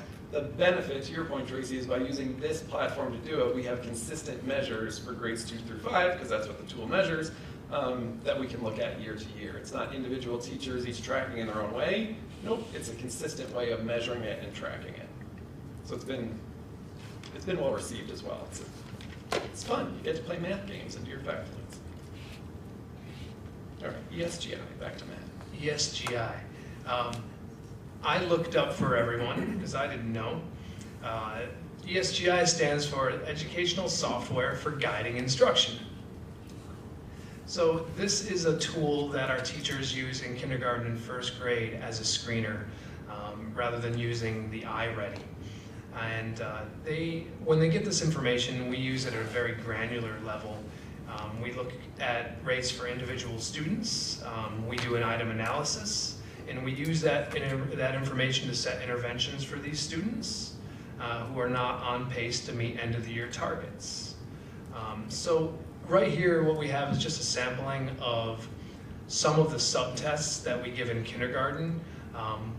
There's upwards, I think there's almost 10 of these tests that we give over the course of the year in kindergarten, and then another whole set of tests that are given in 1st grade. Moving from left to right, we've got the number identification test. And the number identification test is testing students' ability to recognize 0 through 10. And that's a benchmark that we would want our kindergartners to meet by mid-year. So on the ESGI subtest, 91% of the answers that were given as the test was administered were correct, and that's a reflection showing that our kindergartners are on track. So that was in January. We had 91% of the answers correct for students being able to identify the numbers 0 through 10. We look at oral counting. That's oral counting from 0 to 100. And in kindergarten, that is a standard that we want our students to meet at the end of the year. So 48% of the responses on this subtest were correct when it was given in January. So about halfway through the year, about 50%. Uppercase and lowercase letter ID, that is another that is a middle of the year benchmark, and we would hope that students in kindergarten can identify uppercase and lowercase letters by the middle of the year, and we had about 90% again who were able to do that correctly on that particular test. And then lastly, looking at the lowercase letter sounds test, this is a benchmark that we would want students to be proficient in by the end of the school year. So we had 60 answers on that test were correct. So reflecting that our students are on pace to meet that benchmark at the end of the school year. Questions? Duncan? The third graph, Yes. why were only 79 students tested? So because that is only given to kindergartners, and the test gets assigned to all 142 kindergartners and the first graders, because those students are all inserted in. Okay. It's just like it's a computer system where it's like the test gets assigned. So and the it just, 142 includes first graders? but Yeah. They didn't get the test? Yep, that's the denominator Okay. across All that right. list on Yep. ESGI. Yep. Okay. Yep. Good eyes. Matt, Well, I looked at it because it reminded me of Pac-Man. Color, that's all. I was thinking about pizza. Jay. Hi, Dave. We missed it. We should have done a presentation on pie tonight. We should have all had pie. It's not too late. Who's going to Tops? we should have had Tracy prepared them, not you, but it's a restaurant demonstration. She did for the Science Olympiads. Oh, that's great. She made I didn't know. pizza. That's awesome.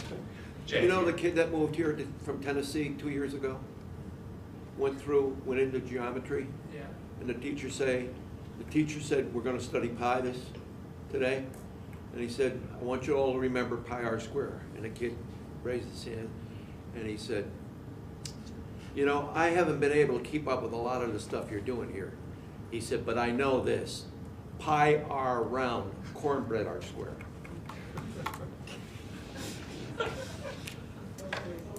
And moving right along. So, I'll try to articulate the question. The question basically, let me explain. Speaking generally for math and ELA with all of the data, I remember graphs from other presentations where we're looking at performance of whatever the measurement is, under iReady, kind of similar tests, performance at the grade level year over year. So say fourth grade, over a couple of years, how does that fourth grade perform? But what that's not capturing is that particular cohort. The fourth graders that show performance in 1 year, next year they're in fifth grade and sixth grade. So do you kind of track that on the cohort basis over time, or is that not really useful or interesting to do? And if so, how? We do track it on a cohort basis over time because it is very useful and super interesting to us. Did we end up including that in a supplemental packet for them? We have that data absolutely that we can share, because we look at it internally just to see as that cohort moves through, how are they progressing year to year. And it's also interesting sometimes because if you just look at third grade continuously and maybe there's a spike or a dip, that might not be something happening in third grade. It could be a cohort, just has different challenges or different strengths, so we absolutely look at that as another set of data. So we can share some of that, absolutely. Okay, thank you. Yep, thanks for asking. Sorry. Mr. Reed. So moving on here, if you take a look at this next one, this is a graph that's looking back, past couple of years here at course failures per quarter. As we've said tonight, being in person this year has made a world of difference just in creating relationships with students and their families, and how we can be supporting students and their families. And one of the things that teachers do, the teams do, we look at the data each quarter and monitor the progress of students.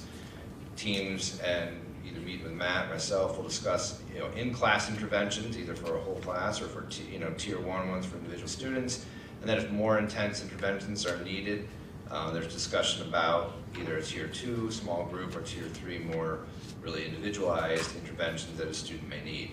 And just as it says in the slide up there, I mean, please do note that like quarter 2 might say 51, that doesn't mean there's 51 students. I mean, I think that actually, I meant to look that up, but it was roughly around about maybe 37, because a kid could have a couple of failures in a course. And also, from quarter 1 to quarter 2, that list of students is totally different too. So like, if there's not kids that are continuously, there are some students who do very well one quarter, then all of a sudden have a quarter where they might not do so well. I mean, if you look at the COVID data back here for December and January, you could have had a kid that was quarantined for 2 months, a couple different times. I'm very pleased looking at the numbers, and do know that at the end of each quarter and every 5 weeks, the interns, we run a list and we look at it, and then we start talking again about, okay, what's going on with the student? What other supports do we need? Is it something that the counselors need to work on? Our social worker has started to become very involved in our RTI meetings too, in terms of working with families. So again, just kind of pleased where we're at compared to looking at quarter 2 from last year when we were in the hybrid model.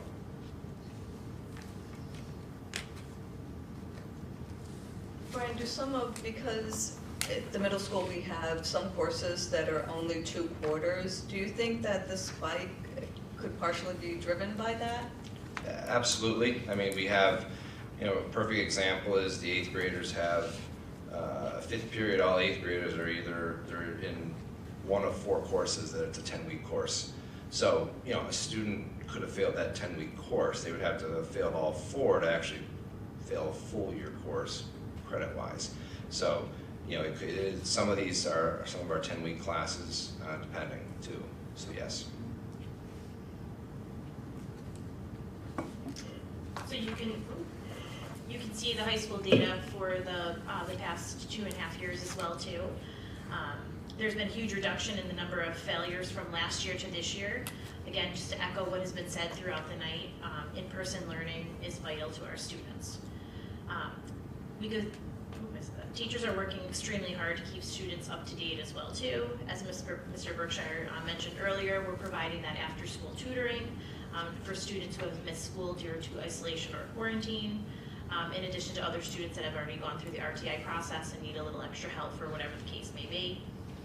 The plan is to continue to provide these supports for students so that we can see these numbers decrease across the quarters.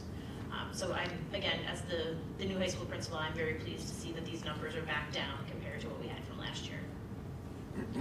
One question on that, or comment / suggestion. These definitely show that there's COVID had an effect. Everybody knows that. If you could parse this out though, and for the future, the number of students that failed 2 or more classes or 3 or more, then, if you had one kid that was quarantined and failed everything, that would make these numbers make a lot more sense. Absolutely.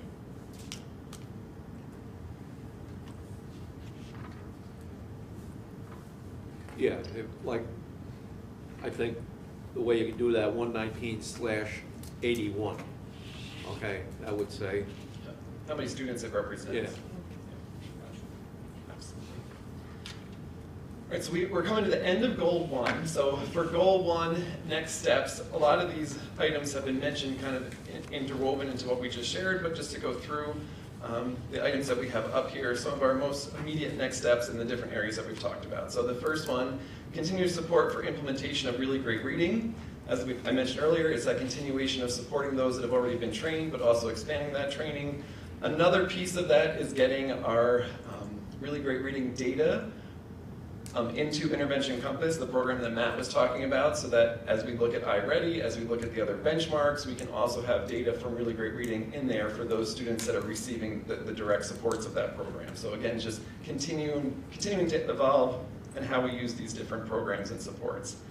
Alignment of curriculum instruction through instructional coaching. So this is something that our coaches truly work on every single day, is how do we align what's happening across grade levels and then within each individual classroom. So alignment to standards, alignment of the assessments that are being used to those standards, the instructional practices that best support the students across tier 1, so all students, but then moving up those tiers to 2 and 3 for students that need additional supports. This is ongoing work, and again, I can't say enough about the work that the coaches have done to help move that forward. Pete is not here this evening, but I know he would say, certainly at the elementary school and having the coaches, there is work and items around curriculum instruction that we have truly talked about for years and made little steps each year towards, and this year I feel like that got hit fast forward and we're able to really get through a lot of that work because of the coaches doing that boots on the ground. Complete the CTE pathway for technology. As Christy mentioned, the due date for that is in October, so Mr. Kerner and Ms. Hughes have been working on that, but getting to a place really over the summer or at the very beginning of next school year where that is all completed so that we can share that with the board and then send it to state ed so that we can get that additional pathway approval. Intervention Compass. On that one, is that also a 5-year commitment? It is, correct. Yep. Good memory. Intervention Compass, this is what Matt was referring to earlier, going to the next phase of this, of incorporating in more teachers, providing more training. We really did a purposeful rollout of this, of having, Matt said administrators, it's really him. He is the go-to for Intervention Compass at this point, but expanding who knows the inner workings of this program.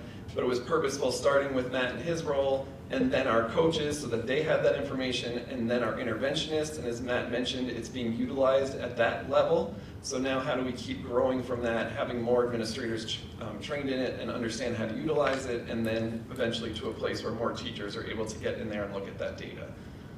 The other piece of that is continuing to incorporate more of our data into that so it truly becomes one-stop shopping, so to speak, of how we look at students and the data that we have on individual students, but then cohorts and groups of students as well. And then last but not least, in terms of next steps, review, evaluate, and implement identified action steps. So we have our improvement plans at each building as well as the district.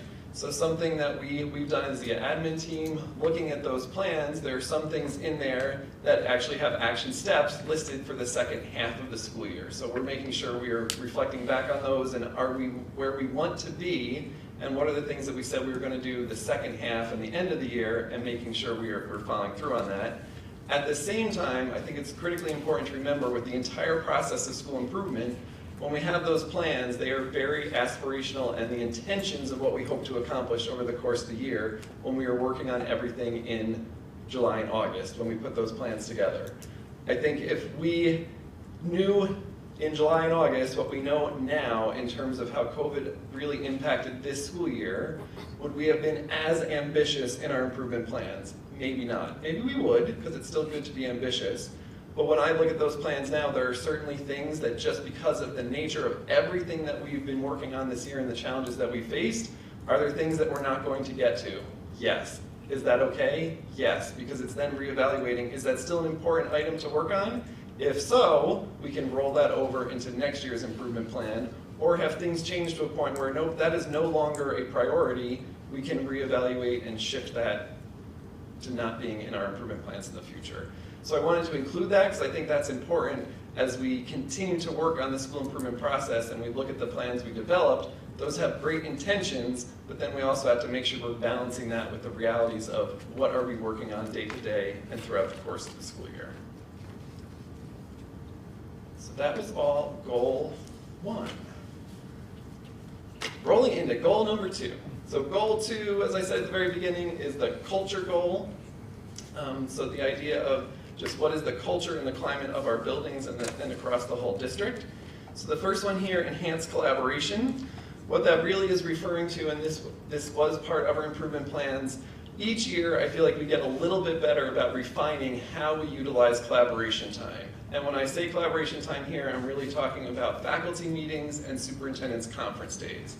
So as we've refined our school improvement process and refined how we identify goals and objectives in our improvement plans, making sure we take that and then looking at what time do we have available to us, because time is always the limiting factor. There's only so much time in a day and only so much each individual person and then as a collective group that we can accomplish. So enhanced collaboration here really refers to taking what we've identified as the areas that we want to focus on and taking that time that we have over the course of the year. And what we started with last summer was kind of mapping out. So a specific example, curriculum mapping. We have that in our improvement plan to keep moving that process forward to get to a place where we have more well-developed maps. So we purposely set aside time on 2 of the conference days and 4 faculty meetings throughout the year. Is that enough time for every map to get to a place of well-developed? Absolutely not, because it's an ongoing process.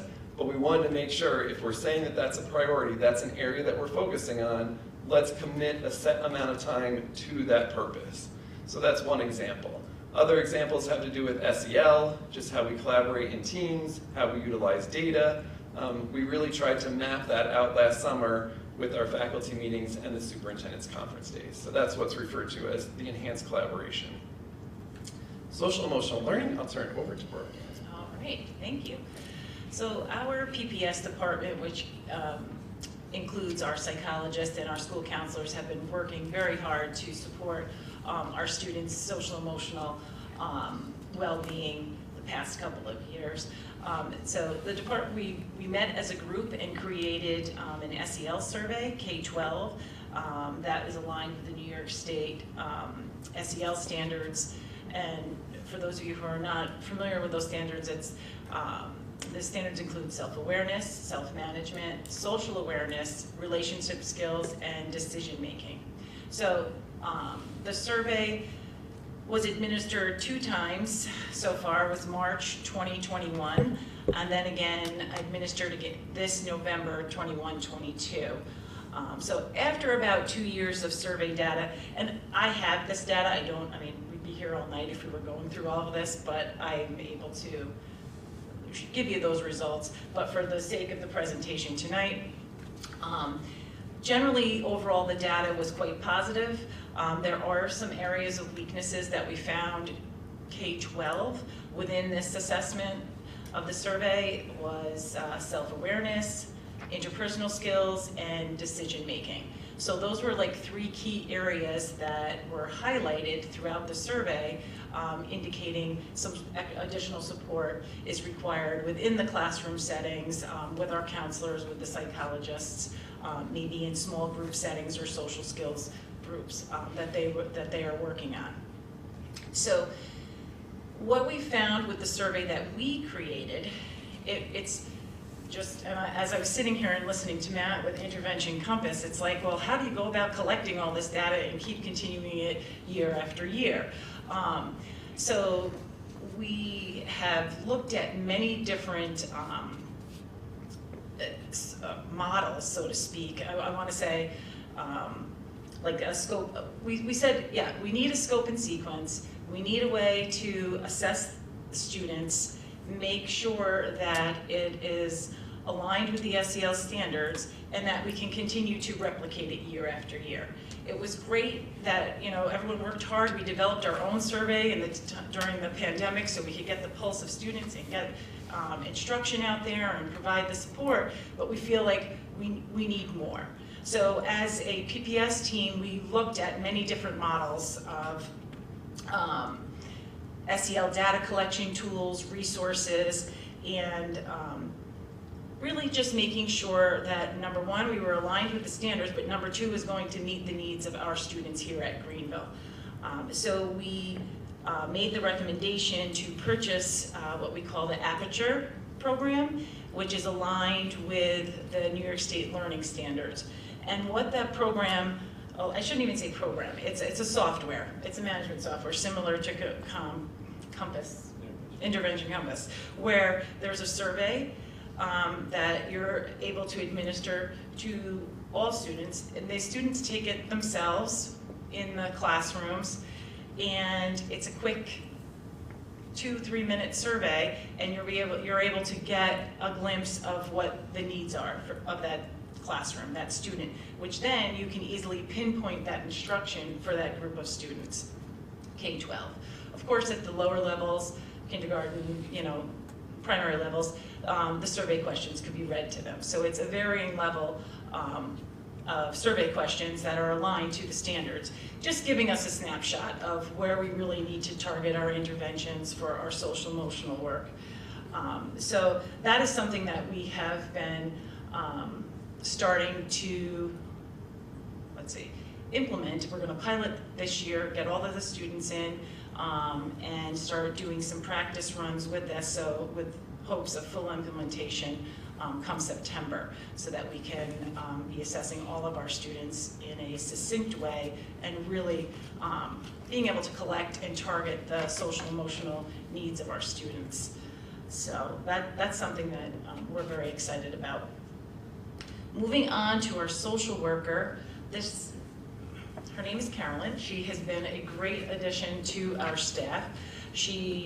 I just met with her on Friday, and she said to me, "I just love my job. Thank you so much. Thank you. This is great." She's so excited, and in her 8 weeks into her position, she has really hit the ground running.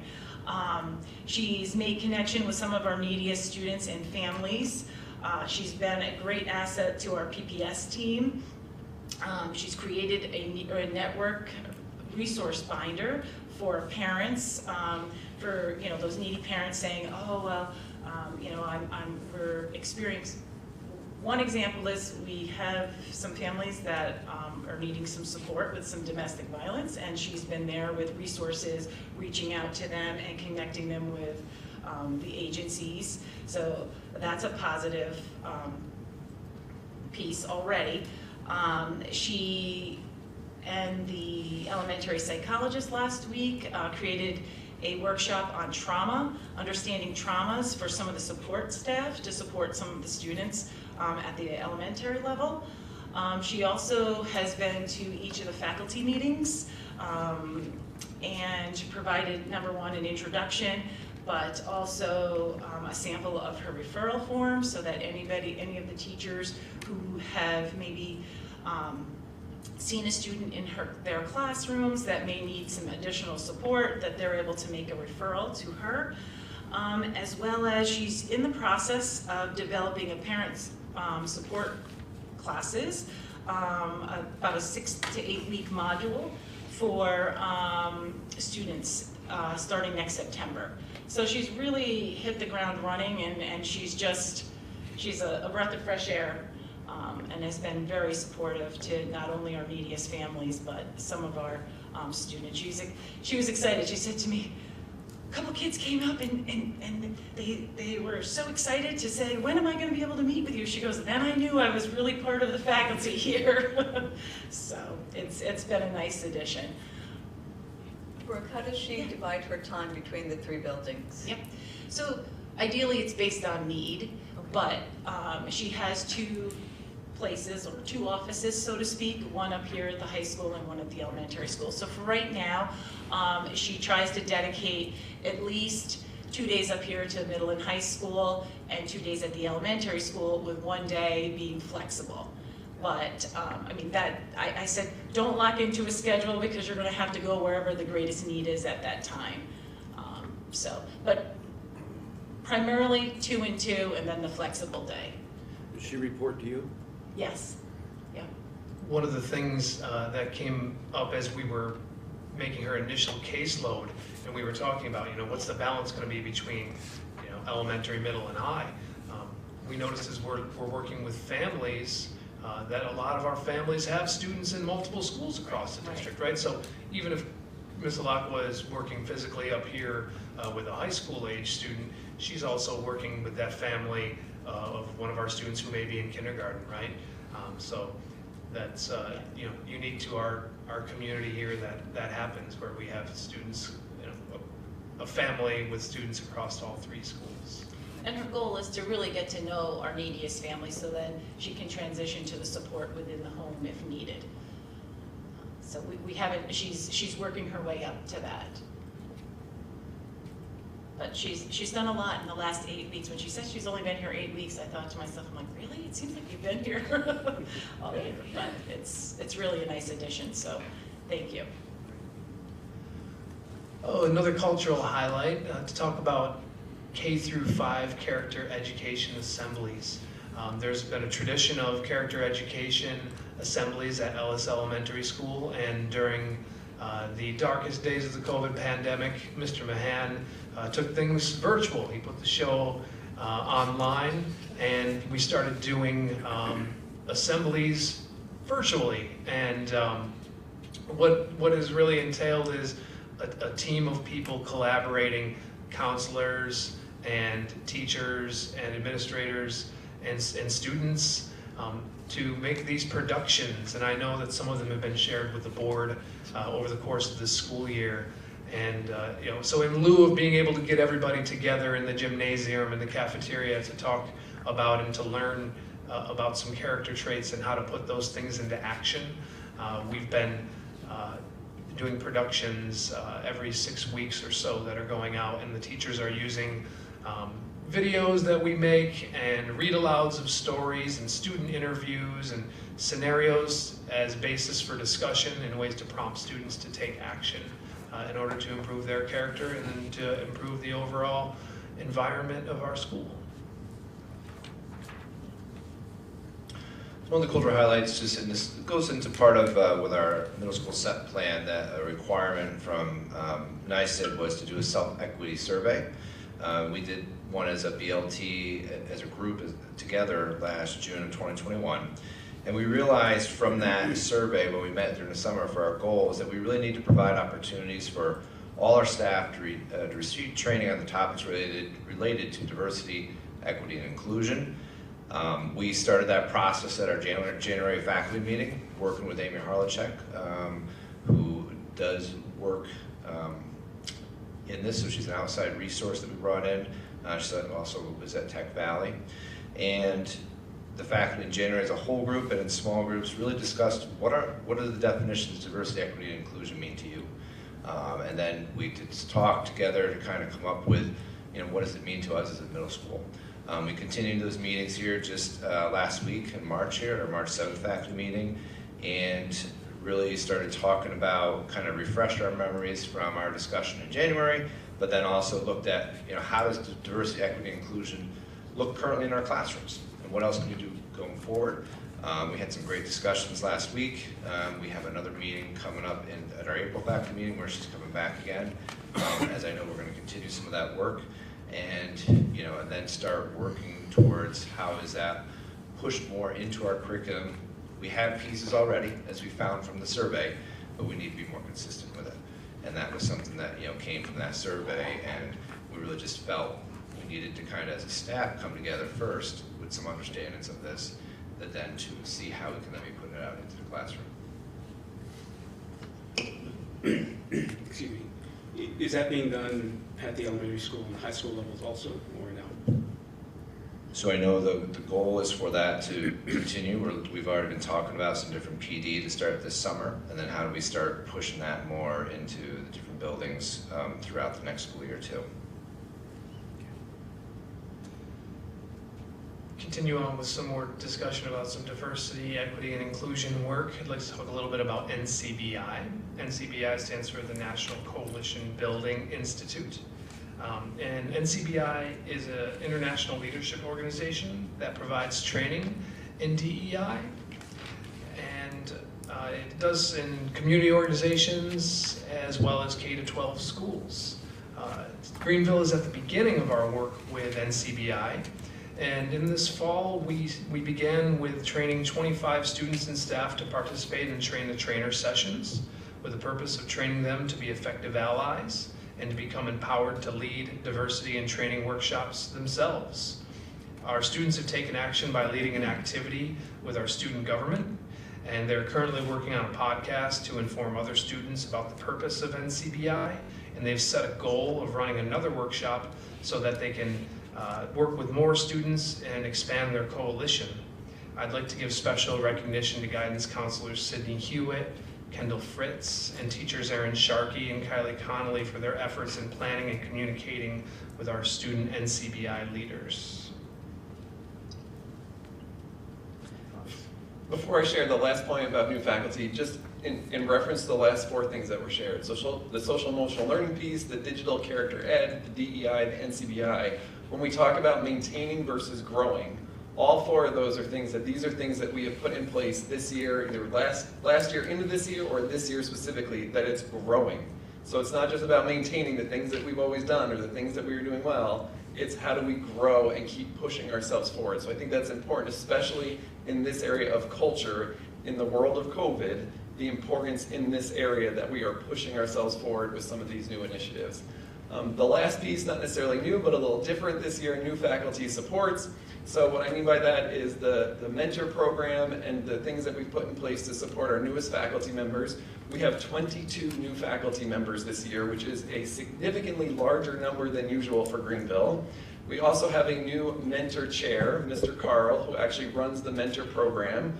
When I talked to him last spring, it was, well, there might be 2 or 3 retirements. It'll be an easy year to ease you into running the mentor program after Miss Brady, who did it for a number of years and did a phenomenal job, wanted to step back and not do it this year. But Mr. Carl has stepped up and oversees that program now with 22 new faculty members and their mentors.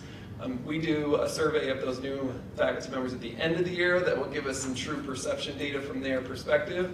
One of the other pieces that Ms. Dubois and I added on this year from her perspective in HR and brings new people into our organization and my perspective of working on school improvement and looking at our mission and vision, we started something called Spartaning 101. So we meet about once every other month, and it's truly just an open place. I finally made good on my promise to bring baked goods this past time, just to get together with our new faculty so that they can ask questions. Most times we get together, we just chat, and we get to know each other a little bit better, and we talk about what we did last weekend, and it's just an in-place. The nice thing about that is connecting with those newest faculty members. I know I've shared some of this before. We hear things like, I feel incredibly supported at Greenville. Greenville is a place that is great to work. I love Greenville's mission statement. I feel like we're really working on that and making sure we all feel a sense of belonging.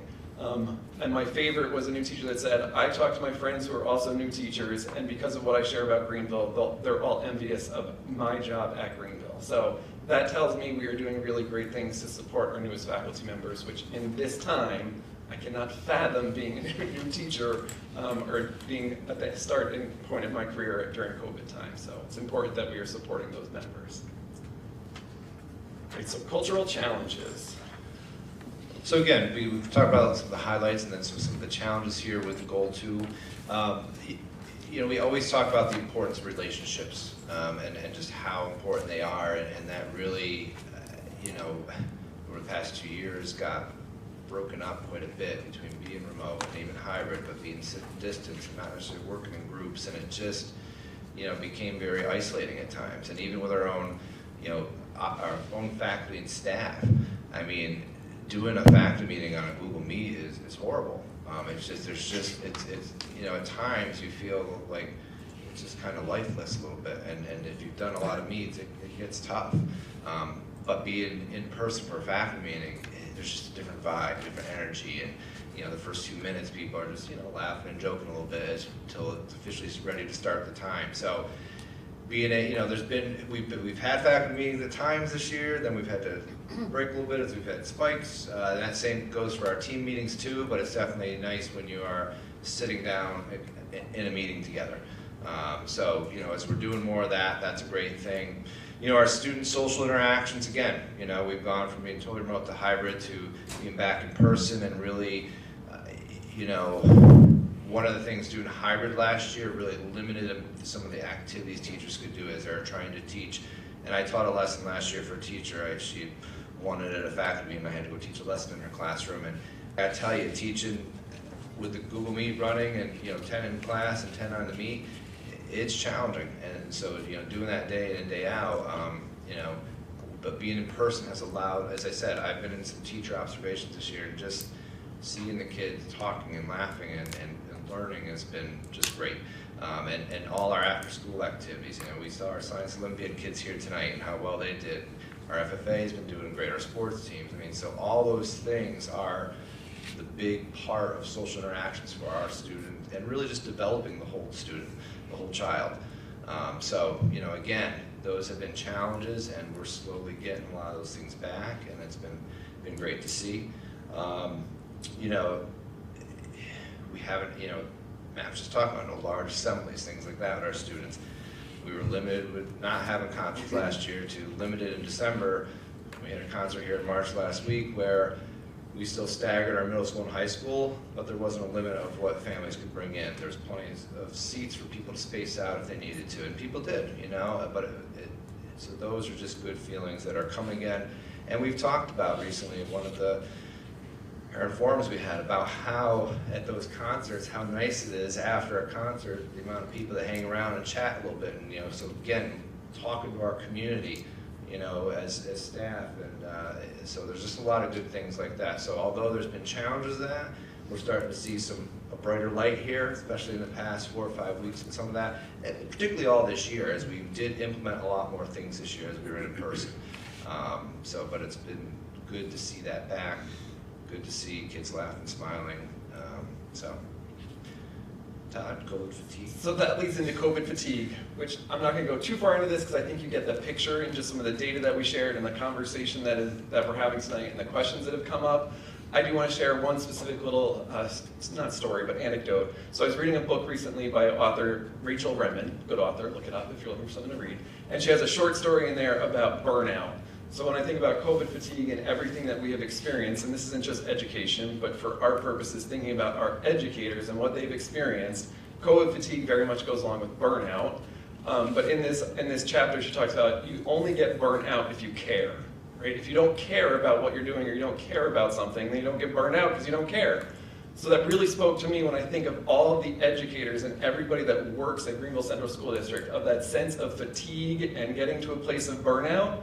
Well, that's because we care, right? Our faculty and staff truly care about the students and care about the work that they come to Greenville every single day to do. So it's important for us to, again, just be aware of it and be thinking about it, and how do we continue to collectively prop each other up, and that includes our students as well. But COVID fatigue, it is real, and we have all certainly experienced it. So continuing on with the impact of COVID and what we've been through, and the challenges that's presented, I think it's really important that we talk about attendance concerns. We certainly as an organization realize and recognize that attendance is important to success, and research very clearly shows that there are benefits of regular school attendance and that there are high costs that are associated with absenteeism. COVID has required us to take actions which we would not take during a typical school year, when our message is usually attendance counts, right? These large numbers of absences due to COVID protocols have stressed our attendance monitoring and intervention systems, as well as our academic intervention system that's meant to prevent students from falling behind or catching up as they return to school. So let's take a look at a couple of measures of our attendance to see how we've been impacted here in Greenville.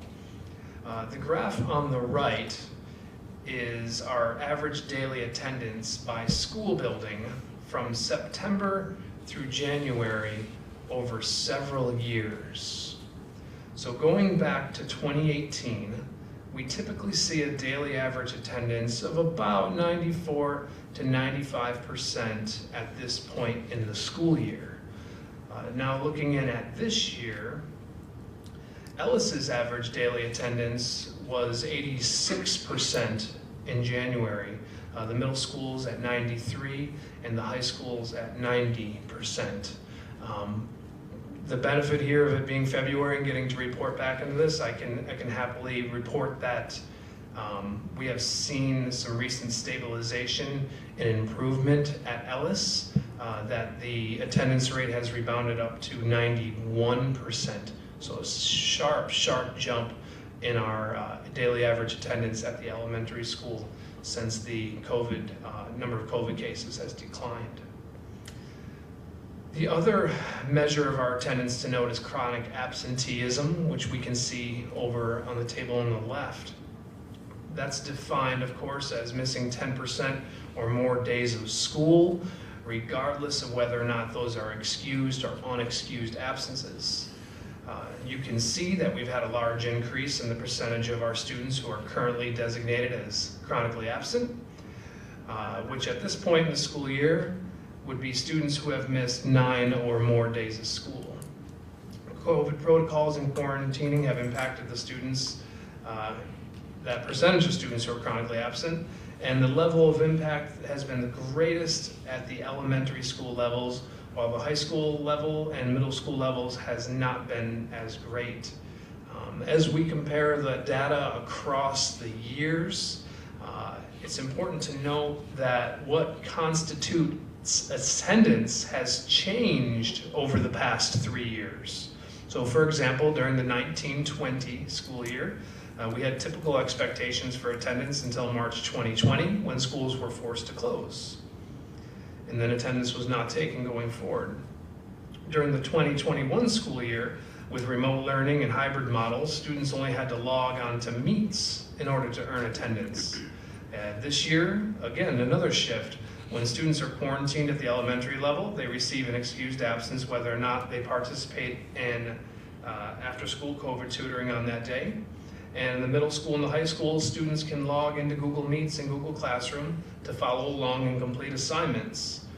When students participate in this way, they're given attendance credit. Now, in response to this, we are continuing with our attendance interventions that we use in a typical school year as per board policy and the Greene County Attendance Compact. It includes things like making phone calls, emails, and letters home to parents of students who cross thresholds of unexcused absences.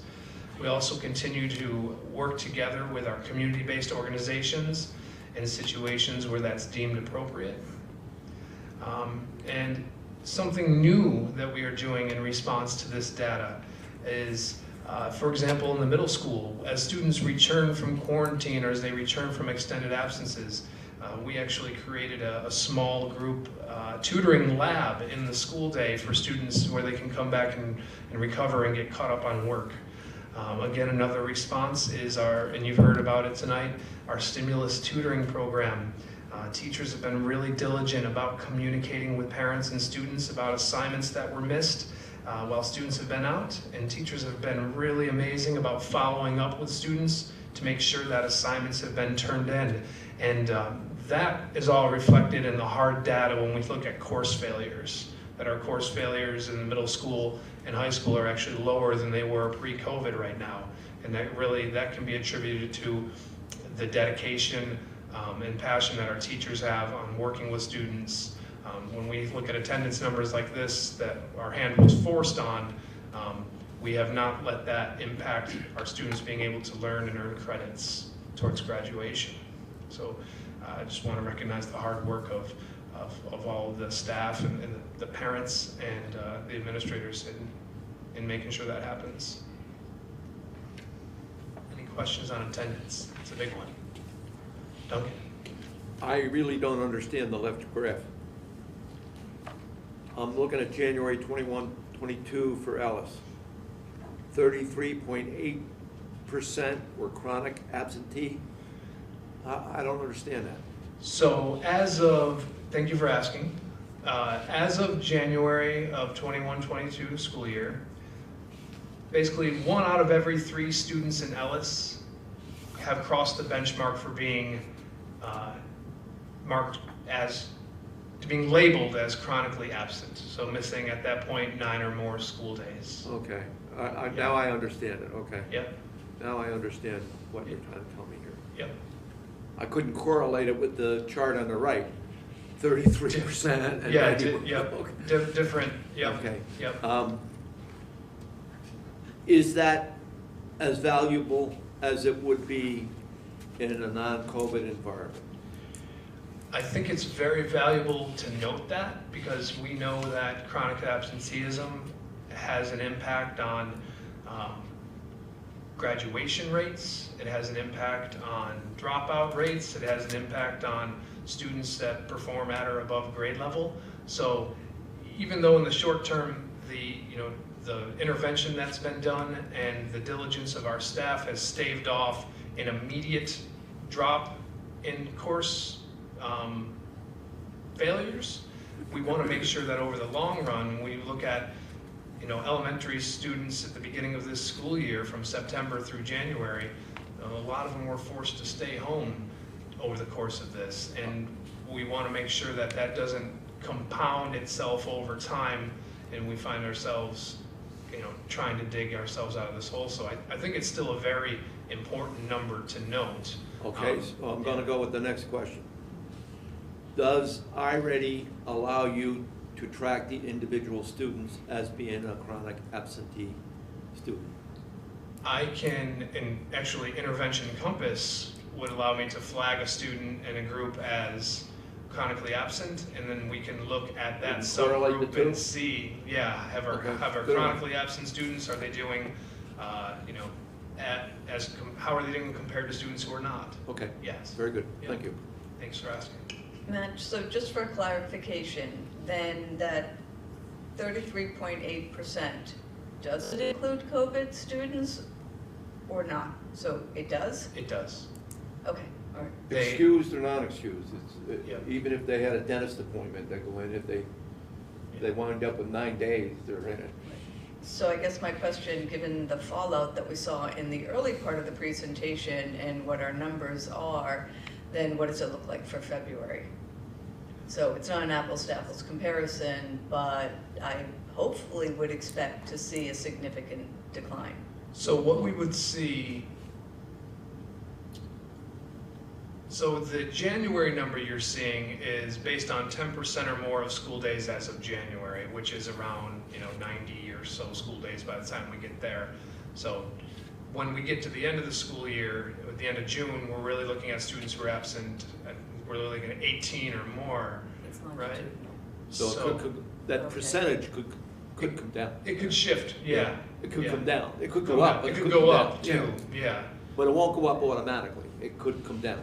It could come down if students, let's say there was a student in January who had missed 10 days at that point and never misses another day for the rest of the school year, they won't be federally chronically absent come June, right? But if a student, let's say if they had missed 12 days by January and, over the course of the year they miss another 8 days, then that student has 20 days absent, then they would be chronically absent for the school year. Does that help? Okay. Thank you for asking. And do you know, for the January 21-22 column, do you know how much of that percentage is driven by COVID? I mean, you could probably look to see how many of the students are chronically absent because of multiple quarantines or illness, right? Yeah, we actually did, as we were moving through that crisis, and I think there were some days that Tammy had shared some of the work that we did around looking specifically at, we have this number of students out today, this percentage of students is due to this percentage is due to that. We have some of that data as we were in the heart of that crisis, and we can definitely drill down inside of our chronically absentee students to see how many have administratively excused absences, and those are what are in our system as that's somebody was absent for a COVID-related reason, they're excused admin. Okay, I mean, I think if by the end of the year data, we'll see that if a lot of it was attributable to COVID, the number should come down, right? Is that what you just said earlier, or it may? I don't want to say necessarily, okay, but depending on the pattern of attendance from here forward for an individual student, it may come down. So if there's a student that was absent 18 days already, they're chronically absent by end of year measure. So that number can't come down for those kids that have already been absent that number of times. But like Matt said, somebody that's on the bubble, they were just at 9 or 10 days and only missed one more all year, yeah, they're gonna come off that list. Discipline. All right, taking a quick look at this one, you can see discipline data at the middle school and high school is comparable to pre-COVID rates. So like, if you look at in the middle school, yes. Can I ask for a question up front? When I look at the year and I see the June and I see the January, is the split 50% of the year and then it's the cumulative number all the way out? It's not the first 6 months and the next 6 months, and in the first 6 months it was 382, and then in the next 6 months it was 768. Cumulative. Yes. It's cumulative. June is cumulative, yes. Right. All right, thank you. Yes. You can see, like I said, looking at January of 1920, I think there was 156 in the middle school. If you look at January of this year, we have 107.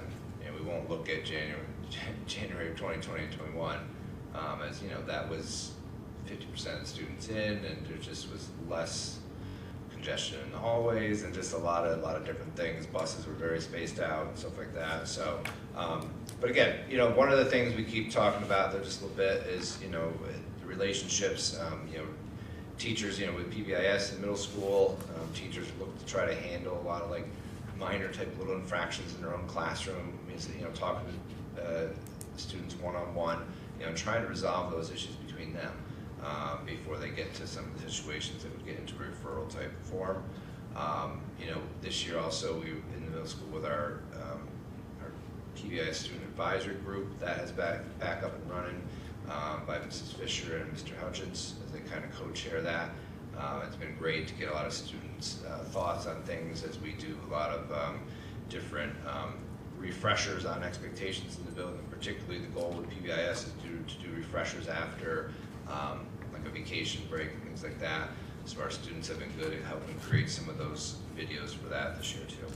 And then at Ellis, just from Mr. Mahan, one of the things he just wanted to point out was just that they're now actually starting to track more of their discipline referrals digitally in school tool, the way we have been at middle school and high school. So this is kind of the first snapshot of that, and we will start building data over the next few years with that. I won't add too much more because everything that Mr. Reeves said about the middle school kind of echoes for the high school. But the one thing that I did want to share, in addition to the relationships that are key, I had a student, one of the class presidents, come to me right before Christmas break, and he said something along the lines of how he's concerned about the climate at the high school and what can we do about it. And so I kind of tasked him with, hey, reach out to all your counterparts at all the other grade levels and let's get together and meet as a group. Around the holidays is super busy, but I think once we started having the student focus groups, it came back up again. And so he came to me and said, remember when I asked you if we could get together and we could talk about what we could do to make Greenville High School a little bit of a better place? And I said, absolutely.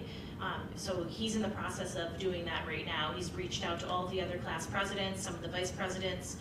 He's including FFA and student council as well too, and he might have reached out to a couple of other groups.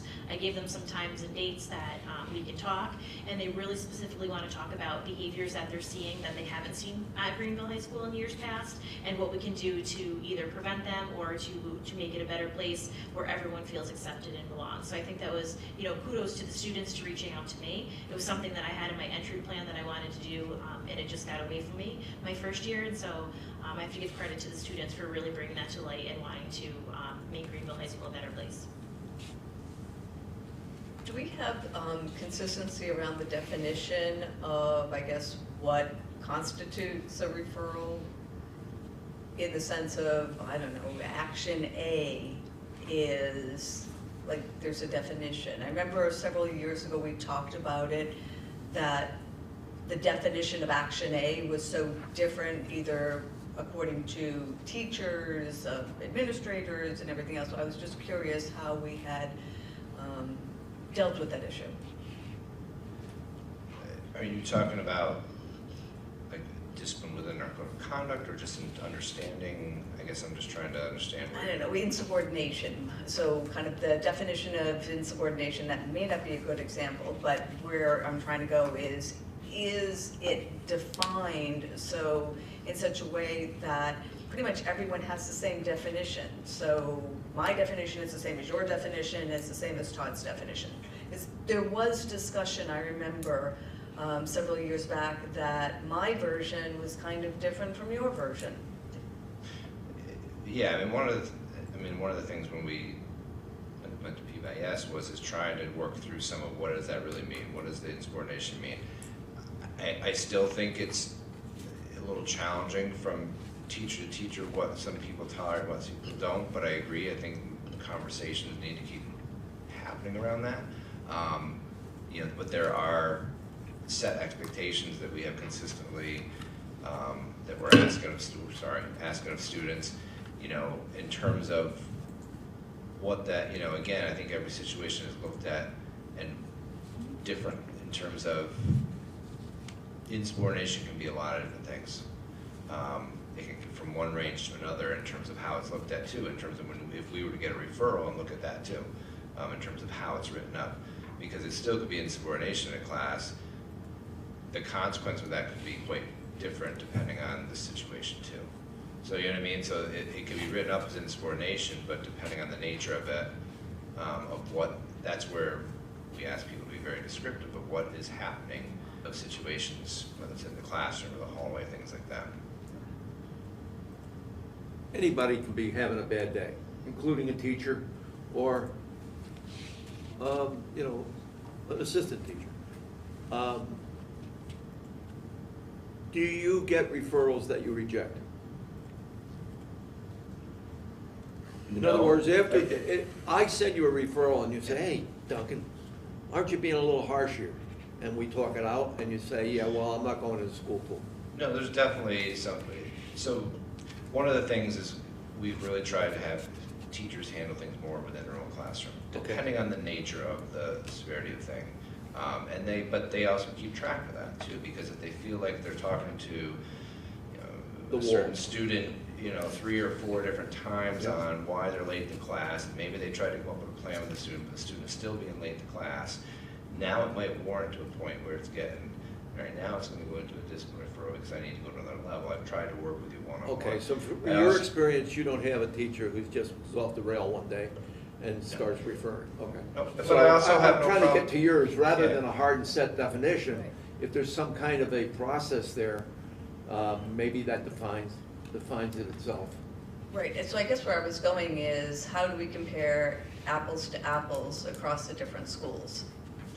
That's really where I mean, my one of the thinking things that was. we've done though with our, in terms of the infraction that has occurred is that in school too, we've narrowed it down. We used to have a wide variety of range of disruptive behavior, inappropriate behavior, insubordination, and so it was tough to really try to narrow down, okay, what is our biggest problem? Is it something that occurs, is it on our buses, or is it in the cafeteria, or things like that? So we're able to do that, narrow it down in those senses of, hey, maybe we need to focus more on behavior in the cafeteria or behavior on the buses. But then also, we narrowed it down more of getting rid of a bunch of words and tell people, you gotta put one word in there. Is it insubordination? Is it inappropriate language? You know, and because there was a wide range of things that people could select that kind of meant the same thing. So it was very tough to see what is the problem. So that has helped. Probably good to revisit again a little bit and take a look at it as always, to reflect on things, to see if we either need to narrow down. We've actually had to add a couple things back into it over the years as we thought, I think we narrowed it down too far, then realized, hey, we don't have anything to cover that anymore, and had to add a different thing back into school to work with it.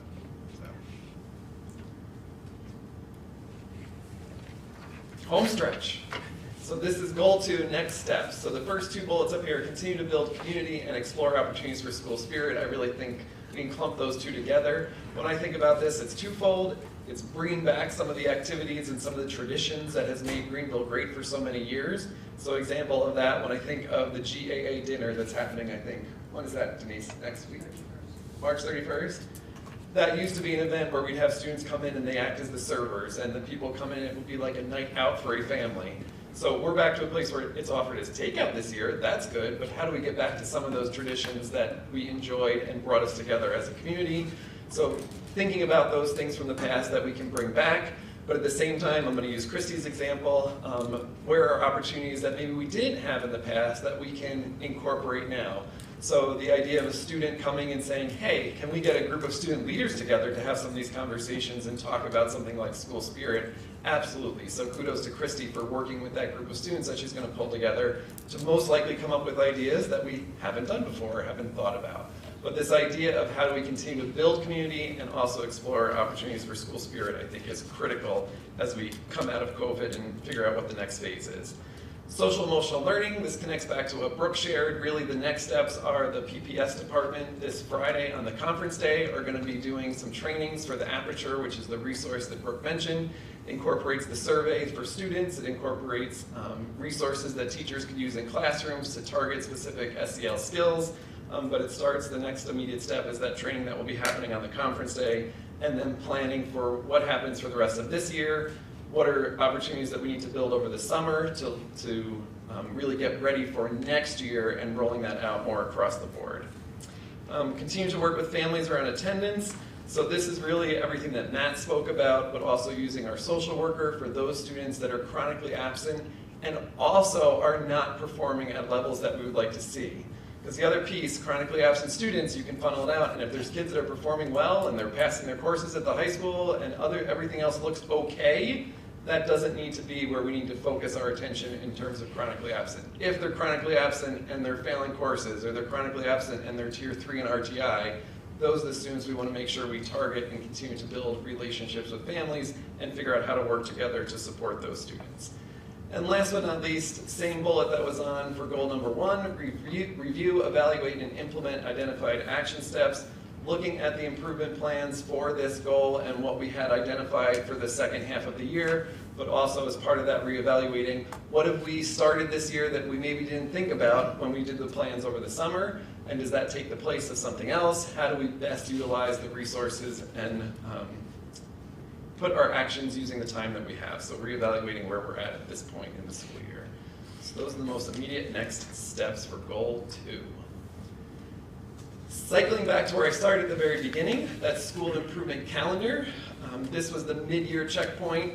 The next main, or major, I should say, presentation, or really bringing everything together, will be at the end of the year, so that will be in June, taking our improvement plans and also the tool that we have that tracks how are we doing in all these different areas in terms of checking off the boxes of what we said we were going to accomplish. That all gets put together for an end-of-year presentation and report out that the board will receive at the end of June. Also, I just want to mention for the board to be considering when you think about the school improvement calendar, we adopted that last May for this current school year, so need to be looking at and thinking about what does that calendar look like for next year, and adopt that sometime this spring so that it's in place for 22-23. Todd, I just had a question. Do you know when the DCIP is due to SCD? I can put I will put it on the July 31st date again. We have not received anything specific from the state. All the state has said for those pieces that are required to go to the state for being an identified school, to anticipate the process and the plans and the templates to look similar to what they did for this school year. In terms of specific deadlines, we haven't received those yet, but it has been July 31st. Well, it was last year. Prior to that, COVID messed it up, but I would anticipate it being July 31st. Long answer, could have just said July 31st. Sorry. And then to wrap it up with our district goals, because I do think it's always important to bring it back to those district goals, there are many, many things that we work on every day across this district. What we have done with our improvement process and our goals is try to focus. If we are more rowing in the same direction together, we're going to make more progress together as a team. So in these areas of curriculum, culture, and community, how do we continue to use the goals as that grounding force of making sure that we are all pointing in the same direction? The purpose of tonight was to give you those highlights for goals 1 and 2, some of the work that is happening in those areas, the things that we are proud of, but also the things that we acknowledge, yes, we need to do more work in these areas, and some of those immediate next steps. So I hope that came across tonight, and if there's any lingering questions, information, pondering thoughts. At the risk of having something thrown at me for actually asking a couple of things, I'll be quick. First, thank you for at least picking up the empty bottle.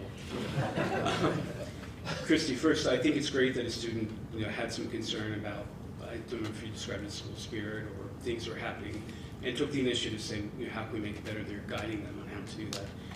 I'd just be curious at the end of the year if we could hear like what the students were actually what they were able to come together and do. I'd be curious to hear that. Thank you. And Todd, quickly on faculty sports, thank you for describing all the positive feedback there. I think, one, it's great to hear that, I think it sounds like a great program just to help make sure that teachers can come in and get started and be successful. But I also hear it as, one's concerned about like attraction or retention, having teachers want to stay here. And, good teachers want to come here when there are openings.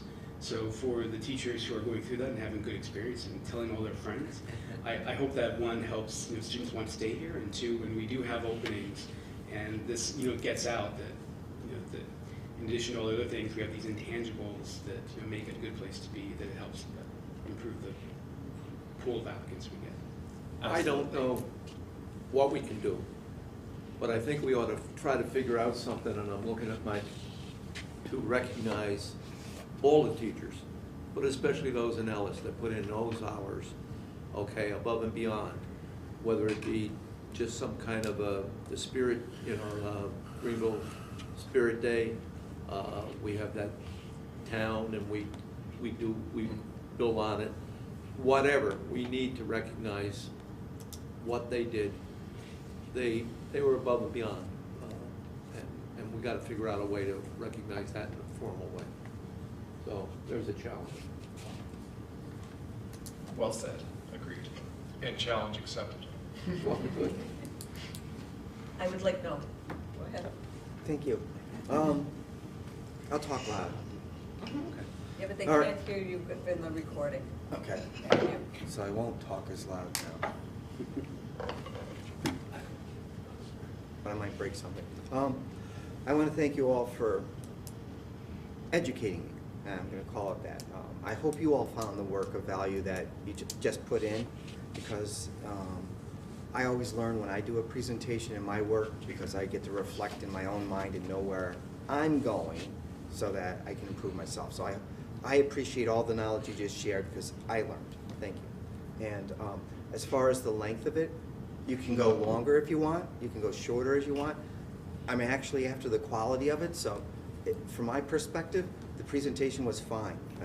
But if you want to go dense, short, fine. If you want to go longer, I'm up for it, because I find it of value. Thank you. Here, here. I wanted to thank you. It was a lot of information, and I can only imagine what you culled down. So there's so much information behind it and everything else, and I think that I speak on everyone's behalf when I say thank you very much. It's obvious you're crunching the numbers, but you're looking at it. You see the students behind it. It's not just a data point, but it's the why and what can we do, and that really comes across in the presentation. So thank you. You're welcome. Thank you.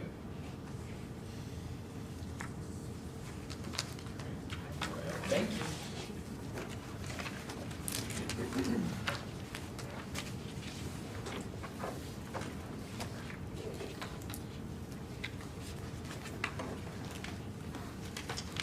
All right, we're going to move on to action items.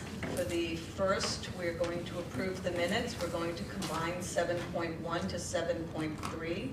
So I need a motion to approve the minutes from the meeting of February 14th, February 28th, March 7th. I think that's it. Let me double check. Yes. I have Eric and Angela, thank you. Any discussion? All in favor? Aye. Thank you. I need a motion to approve the finance reports for the month ending February 28th, 2022. Duncan and Eric, thank you. Any discussion? All in favor? Aye. Aye. I need a motion to accept the Committee on Special Education recommendations. Angela. Eric, thank you. Any discussion? All in favor? Aye. I need a motion to approve the personnel agenda. Jay, Duncan, thank you. Any discussion? All in favor? Aye.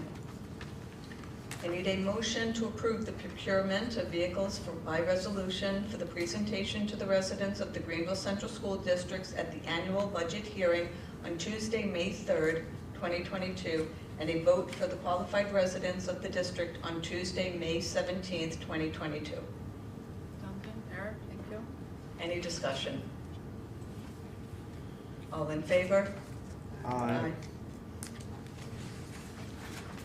I need a motion to approve the capital reserve account referendum by resolution for presentation to the residents of the Greenville Central School District at the annual budget hearing on Tuesday, May 3rd, 2022, and for a vote of the qualified residents of the district on Tuesday, May 17th, 2022. Duncan and Eric, thank you. Any discussion? All in favor? Aye. I need a motion to approve the NYSCD submissions for the construction and renovations at the middle school, high school, and at Scott M. Ellis Elementary School. Eric, Duncan? Any discussion? Yes. I have a question. Both of the attachments have a box checked or a line that says something about considering consolidation with Carver Durham, I believe. Can you just explain what that is? Yes, so any document that goes into SED requires that, and that is if in the event a merger were to occur, then that's where to be. So I actually asked that question several months when I saw something similar for that. So long story short, and then I'll also ask Mike if you have any additions to it. It's a requirement by SED for all documents submitted to them. Okay. Okay. So, any other discussion? All in favor? Aye. I need a motion to approve Type 2 SECRA resolution for the woodshop dust collector replacement project at the middle school, high school. Eric and Duncan? Discussion. Discussion. Is this what we had talked about, moving from the 380 to the 420? We were communicating the last budget meeting. Right, so the SECRA is kind of a partial requirement, shall we say. It is not, my understanding, what is the amount that's approved or anything else. So maybe you could. Just to do the work. It's just, it doesn't Commit us. commit us to a dollar figure. It just tells the state and that the board approved that we can do this work. Jim, it's the State Environmental Quality Review Act. It's required. Okay. You have to consider the environmental impact before you take certain actions. So this is just saying, making a determination about what the potential environmental impact is.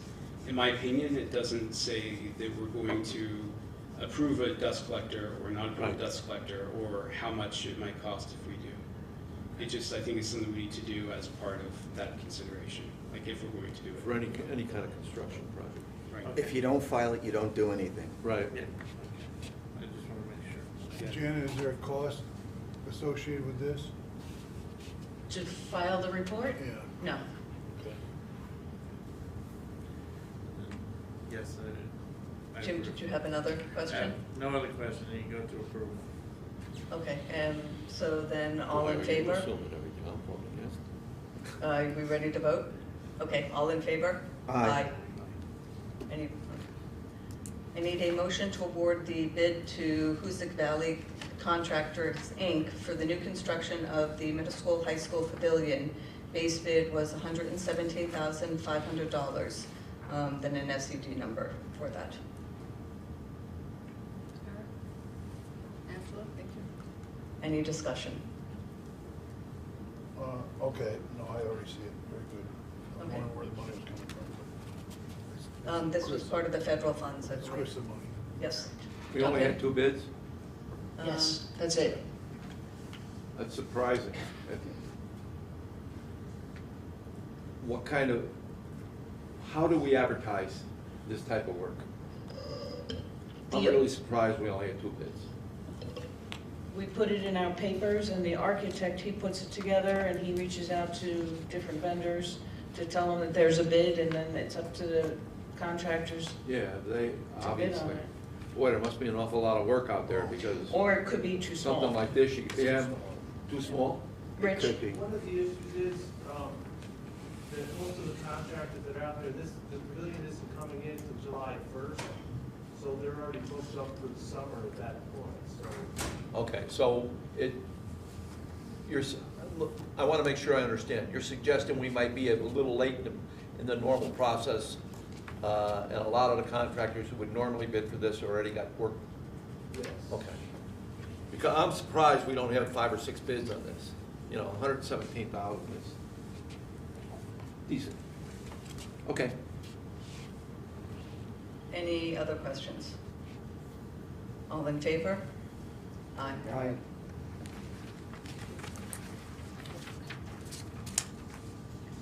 I need a motion to approve the There's a discrepancy there.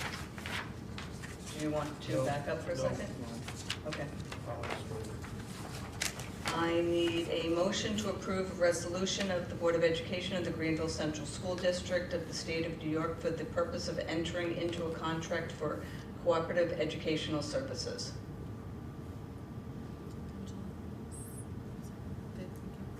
Any discussion? All in favor? Aye. I need a motion to approve health and wellness services contract between the Greenville Central School Districts and the Bethlehem, North Greenbush, and Burn Knox Westerlo Central School District. Second, Jay, thank you. Any discussion? Is this a new one? It's just additional schools. Every time that they send in a contract, they don't all send them all in at the same time. Okay. Any other questions? All in favor? Aye. I need a motion to approve the transportation agreement between the Greenville Central School District and Barbara Rivette for providing transportation to and from the Westmere Elementary School in Albany, New York. Eric and Dave, thank you. Any discussion? Who is Barbara Rivette? It is a parent So, of a student. Okay, yeah, I figured based on what I was reading that it might be a private individual. Can you explain to me why? Because she chose to have her child go to that school? That child is placed into that school through special education. Oh, okay, I didn't know that, okay. and there were actually, I believe, if they weren't, then we would have to provide a bus route for it. Right, given the that's why I didn't shortages. understand what was going on, okay. Correct. So- We couldn't, Coxsackie Transport didn't have anybody, we didn't have any bus drivers to transport. We reached out to other schools. Nobody was going that way. Right, so the parent said that And they would that's do fine, it. I just didn't understand it, that's all. I don't have a problem with that, I just didn't understand it. Any other questions? All in favor? Aye. Aye. I need a motion to appoint the election inspectors for the annual vote and election on May 17th, 2022. Do you want to do that with 7.16 too? Yes, and I can do that. All right, so a motion to appoint the election inspectors as well as the following individuals to serve on the Board of Voter Registration for 21-22. Yes, both of those. Jay, Okay, any discussion? All in favor? Aye. Aye. I need a motion to approve the request for approval of new textbooks. Jay, thank you. Any discussion? All in favor? Aye. A couple of points for reminders. We have the 21-22 Questar 3 annual meeting on April 13th, 2022 at 6 p.m. This is a virtual meeting, has been the clarification on that. The budget update. Let me turn it over. All right, this will give me an opportunity to speak a little bit on the budget. Right now, the state has not, well, just late this afternoon, I think the state released some of its numbers. We haven't had a chance to take a look at any of that yet, get the clarification on what exactly. So there's no real movement within the budget from the state. There's not a lot of conversation, a lot of changes from the last time we spoke. One of the things we did want to take a moment to discuss is some of the concerns that came up with the cost of the dust collecting unit, some of the noise that goes along with that. Janet and Rich and I took a drive out to Schoharie. They just put in a new unit in their new facility. It's really quite impressive. The idea was to get an idea of what does it sound like in the classroom, what does it sound like outside the classroom. Quite honestly, I think it's not on all the time, and when it is on, it's like any other wood shop. It would be what you would expect. We did compare it to our current situation with our dust collector in our school here. Quite honestly, it's louder here than it is with what they put in down there in Schoharie. They've also were able to put together, instead of a block building around the outside, they used a white fence about 8 feet high. The recommendation that they had was that they go up a little higher. He wished he went about 12 feet higher. So when we start to take a look at some of the cost of, when we priced it out from the architect, we start to realize that there are some areas that we can look at for savings when we take a look at this overall project. The dust collector itself is about $90,000. It's the duct work, some of the air handling units that adds to that, the controls, the electrical that goes along with it, and then just the labor that kind of jumps that price up. It's important to understand too that as we are going out and costing this and we do it, we get 67% back on our initial layout of money. That's our state aid we get back on this. So for every $1,000 we get $670 back. So something that we need to consider as we go through when we take a look at this. Now those prices are put down for us, from the contractors or from the architect. When we go out to bid, our hope is that we get some competitive bids and some of those prices can work a little bit more in our favor, and it's a little bit more competitive than maybe the pavilion itself was. So some of those things we need to think about a little bit when we take a look at this. The unit that they've got down there it's clean. They've got a computer room within their technology area that they're able to run their computers without any issues. So it's a pretty impressive unit. I believe K-Rose put one in July. So it is definitely something we need to take a look at. Our unit is not really effective. It needs replacement in order for us to run the programs and things out of there. So I just want to kind of give that update a little bit in regards to where we are at with the dust collector. Any questions about that, Duncan? We have Mike Needham's group come through and look at things. Have they ever identified that as an issue? I can't speak to, maybe Janet or Rich can talk to whether or not Needham's group, Mike Needham's been down and taken a look at that area. I don't believe so. I don't think they've looked, I don't think it's been on when they've been in the room, so they never really had a chance to look at it or hear it from. Well, I believe they certainly have the expertise to look at that, and they probably, I don't know how many schools they deal with, but they probably deal with a good number and might have some insights that we haven't explored yet. Rich, I don't know to what depth you looked at this. I know you talked with the architects, but beyond that, I don't know what depth you looked at it. And Jim has suggested that he has a background here too. I think we ought to put together some kind of a formal review process, and when you're ready to make a proposal, okay, incorporate the views of everybody into that. No, I have another question relative to the 67% we get back from the state. Does that include ductwork and everything else? Mhm. Yes, it Yes, it does. does. Okay. And in regards to the, when we're working with the architects, state education department works far differently than private industry. There are rules and things that they've got to work with when they design these fittings and the dust collector. So it is definitely outside of what a private business can do when we talk about this. So when the architects are telling us what they need to do, they're going off the regs from state education department. So we can certainly have Needham take a look at some of these things, and we can have more conversation around it. It doesn't hurt us to do any of that.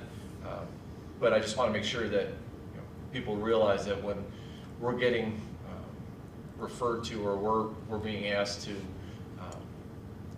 change something or do something, it's coming right from our architects and from state education department. And I'm not speaking against it. I'm just saying, this came up really quickly out of nowhere, really. And I'm just wondering if I'd like to make sure we use all the resources at the end, to give us the best picture. Absolutely. Don't disagree. So I was sitting on the facilities planning committee when the architect brought it up, and it was a major concern. I agree, we need to do something. Okay, the question is, do we have one perspective, and are there others out there that, meet the needs of SED? I mean, Needham works with a lot of schools, and he may have a different perspective, that's all. We could certainly reach out to Needham Group and have them take a look and use their experience in other schools to help guide us. Are you finished, Mike? Or would you like to? I think I am. I want it to be known that I'm not, again, I agree, we do need to replace that unit. But I initiated the conversation about this particular cost because I think it's timing, just like those bids on the pavilion. I know that people are booked out. I've heard contractors are booked out until 2023. So therefore, to get somebody to do some work, you're going to pay for it. So I'm wondering, can we postpone it to get a better price? And I also know that there's other things, the air handler, if that's required, is an additional cost other than just the $90,000 for a dust collector. But when I got so excited about $420,000 and I did some simple math, all the athletic work we did out on those fields came to just under $4 million. So this thing's probably going to end up being $500,000. So if comparable, I don't want to walk by that thing and say, geez, that costs $500,000. Are you kidding me? But I do know that, it's going to last 20 years. Are we going to need it in 20 years? Is the curriculum going to change?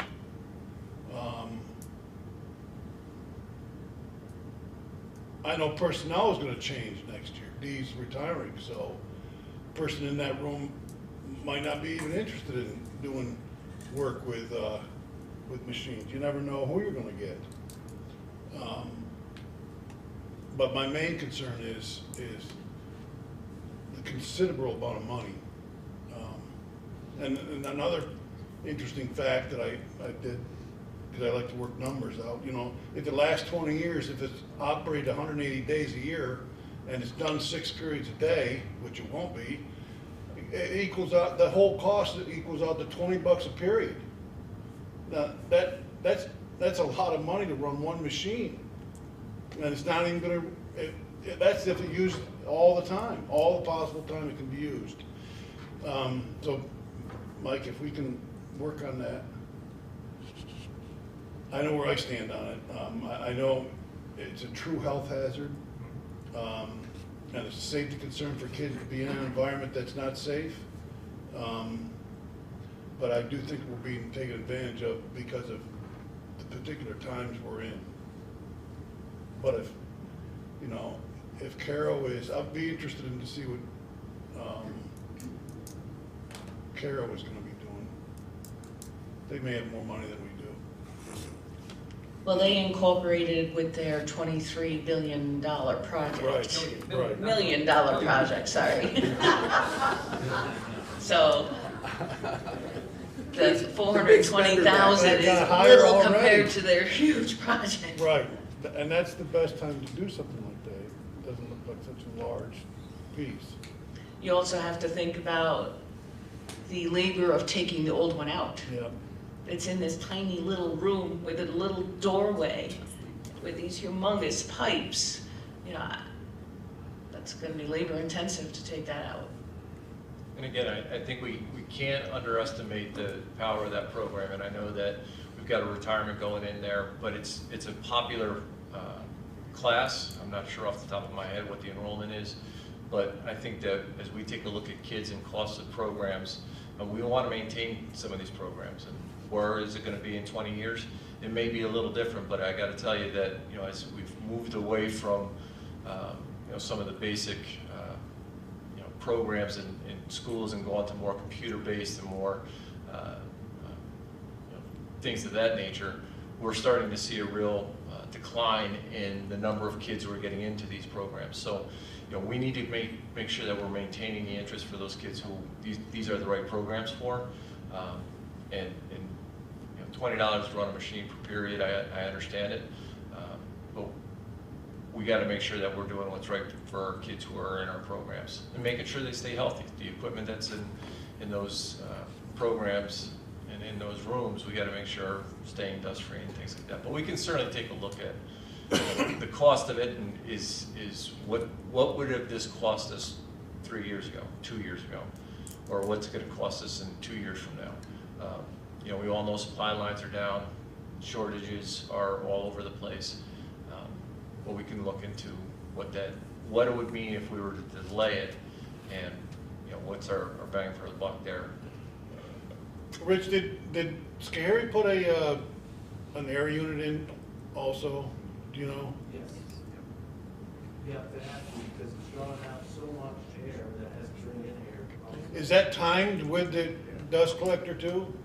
Does that come on when the dust I collector? believe it is. That's part of the cost is the electronics that all go with it. Right. When things starts, because he had to turn on 2 or 3 machines for that dust collector has to actually kick on. So when that kicks on, then it kicks the air coming in on also.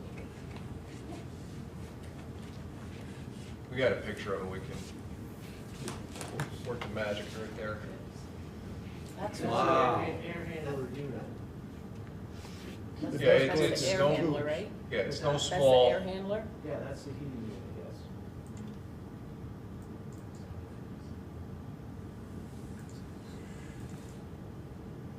Well, if I may, I know sometimes you want the air handler in there to make up the air because you're pulling air out of the space.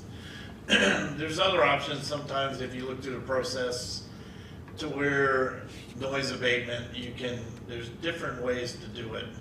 That you can blanket things, you can get the decibel levels down in the areas that you have prior to putting something outside the building where you're pulling air out. So I'm not saying this might be the best solution for Greenville. It's just, for me, this is the first time I saw it, and you know, I guess there's a facilities management team that looks over it, which I wasn't aware. So it has to be a process that works at Greenville, and I would also like, a process that's with that, find out how many students and whatever would want to be part of that process, teach them how the controls work, teach them how to, it's not that big of a project to get done. You're just removing air from individual machines, but what you're having the impact is the noise, because you're transitioning to an outside platform or the bag house, so then you have to make up that air that you take out. So there might be some other options, increasing the pressure, bringing the pipes down smaller, there's new systems out there, and I understand you work with the education department. I work for both government and private, and there's a lot of options. You know, I can also see the ductwork there. None of that is noise abated. There's no dimpled elbows on there to reduce stringers or anything like that. So it's just basic ductwork. So you know, if we do move forward, I'm not saying I have to be. If you want some help looking at it, I'd be willing to help. I think some other eyes on it are good. Ultimately, I'm all for anything, especially to improve something for any type of learning process for the kids. And I think we really need that, not just computers, but we need hands-on. Very, very important. So I think the demand will come up, but as far as using it in 20 years, I think having a trade is very, very vital. And so, I mean, that's my opinion, but the process and the controls and everything else, there's so many different things. Our footprint might be different than school area or something else. And our equipment, on what our vision is, 5 years, we might want more equipment to have I would say, a control system that doesn't bottleneck. It also gives you the flexibility to change in a couple of years, that we don't have to gut something and redo it. We want to make sure we do it right. That's just my input. Well, we appreciate that. We do have a district facilities meeting on April 7th. We'll make sure that get you an invite so you can be a part of that. Thank you for that too. Mike, when you come back with more information, I would like to see in one place just an explanation what the need is. You know, I've heard that there's I think you said it's not effective enough anymore, some of that effect, and there was some mention of a health risk, but it would be helpful to understand more fully what the need to replace it now is, if you could. And then a question, with a 20-year estimated useful life, is that 20 years estimated based on how we would be using it, or how it would be used in a different setting, maybe more heavily? In other words, is it 20 years useful life estimated based on heavier usage daily, and if we're using more likely, we might actually get 25 or 30 or more years Well, out of 20 it? years was a guess on my part, but 20 years is something sitting outside. Okay. If I may, you know, some of the things we have to incorporate is software that we're using, licensing agreements, what those cost to update all the time, what type of systems we're using, maintenance costs if it goes to outside. Those costs, the front end load cost is there, but there's going to be any system, you're going to have inherent running operational costs. So we should have a better understanding of what the operational cost targets are in the first 3 to 5 years, software, support, that kind of thing. You know, they might already have it, but I'm just, you know, those would be questions that I would have. So did you write the meeting on your calendar date? We'll make sure that, I think that, you know, you're familiar with it and that input is valuable. April 7th. Any other? 4 o'clock. 4 o'clock. I'll add them to the invite. You did? Okay. All right, COVID update, Mike. Well, I'm happy to say that it's a little different than it was maybe a month or two ago. As you heard from the administrative team in the reports, it has made a drastic difference. We are seeing drops. I'm actually putting in the numbers now for the Department of Health, and it's nice to put zeros in. We are not seeing, knock on wood again, the numbers that we had seen. So we are cautiously optimistic as we continue to move through our spring year here, get through the winter, get outdoors a little bit more, and have the opportunity to really open up. And I think that will continue to see our numbers be where they're at, which is basically zeros. So happy to report that. It's good to see that. Good to have our kids back. We're seeing it with attendance, numbers going back up, kids being here, faculty and staff. being here. So we're in a good spot right now. Knock on wood. Athletic update, Denise Wickham, Director. Thank you for being patient.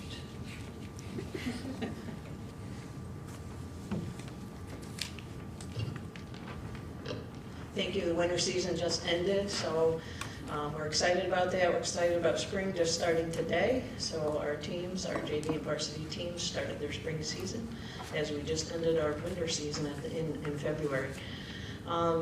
Winter season recap. So overall this winter we had 71 varsity athletes, 21 JV athletes, and 56 modified athletes, for a total of 148 kids participating within the athletic program this winter.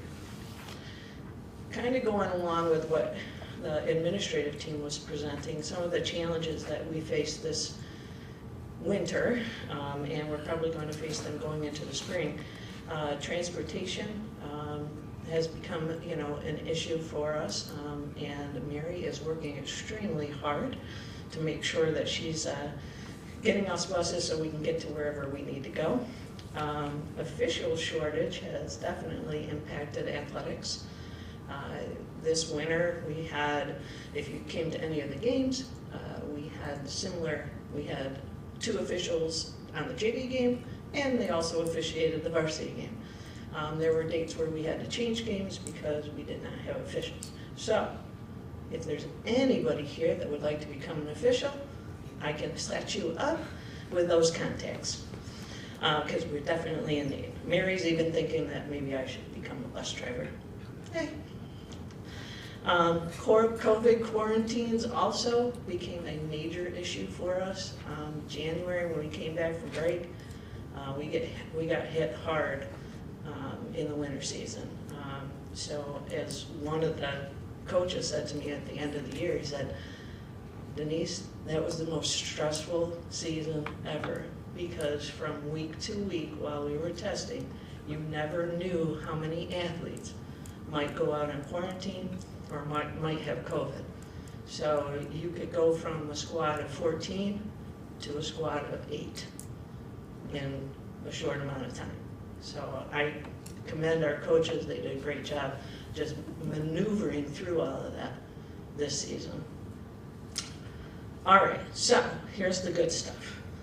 Boys basketball, our program, led by Coach Carpenter, Coach Russell, and Coach Smigel, also in there. 11 varsity athletes, 13 JV, 14 modified. Our boys basketball team was a scholar athlete team, and what that really means is that 75% of our team was able to maintain a 90 or above average throughout the entire season. So that's an accomplishment. The athletic program is very, very proud of that. This is not, it's not uncommon for our programs to be scholar athlete programs.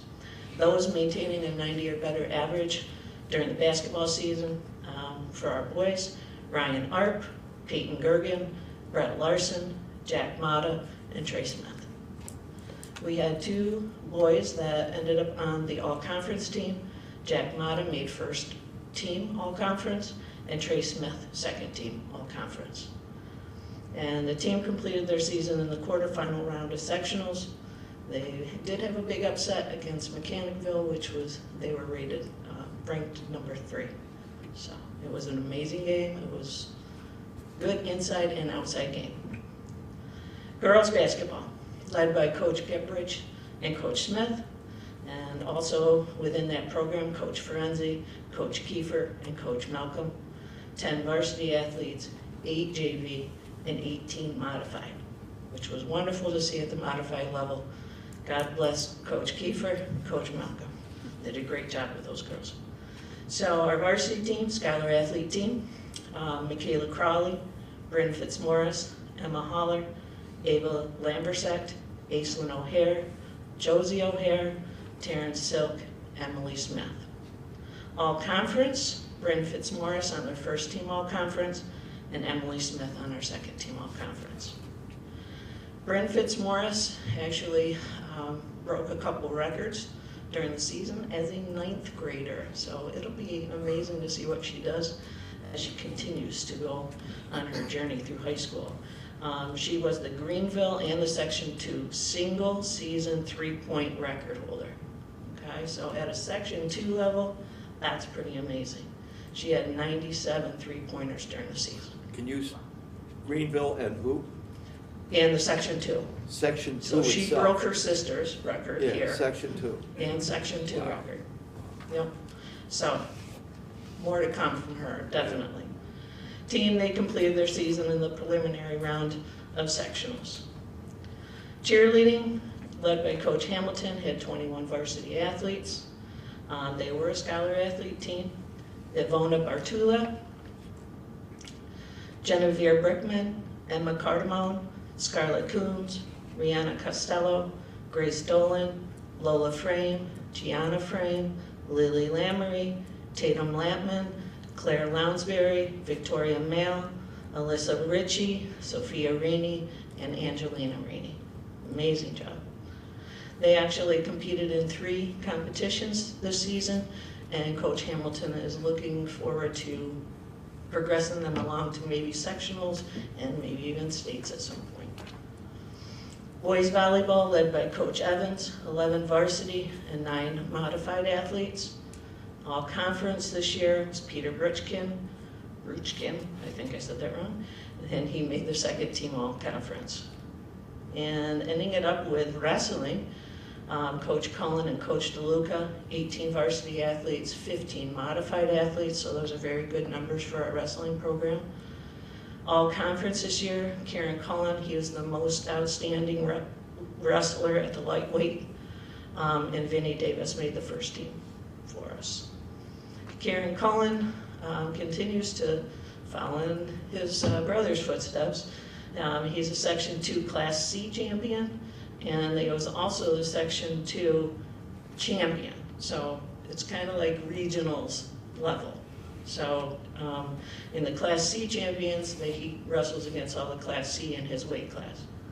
In Section 2 regionals, he wrestles against all levels. So A's all the way down to D's, and he was the champion of that. He also represented Greenville at states this season. So all in all, it was a really good season during the winter. You know, thank you to Rich and the buildings and grounds and maintenance crew. They were always right there getting things set up for us. Mary again in transportation, and Nurse Mackey for all that she was doing to try to keep us all on the straight and narrow with COVID. Thank you very much. Thank you. Thank you, Denise. Board goals, so I'll, oh, I'm sorry, go ahead, Duncan. I'd like to add something. Denise, okay, she throw me in, but I'm gonna throw her back in. Go ahead, Denise. It's your, You contacted me today. So we also had a graduate, okay, Ian McElhenney. He was a wrestler here at Greenville, and I believe he graduated 3 years ago. This was pre-COVID. Pre and post-COVID, yes. So he actually wrestles right now at Liberty University on a club team at Liberty.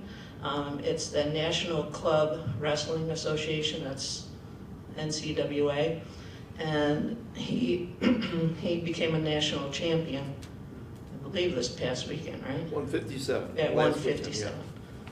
So at the club level, that's pretty good. And we're not talking about rinky-dink teams. I mean, there's teams from Georgia, University of Las Vegas, Oklahoma State. I mean, there's some really good competition. And you all know how much I like Tammy.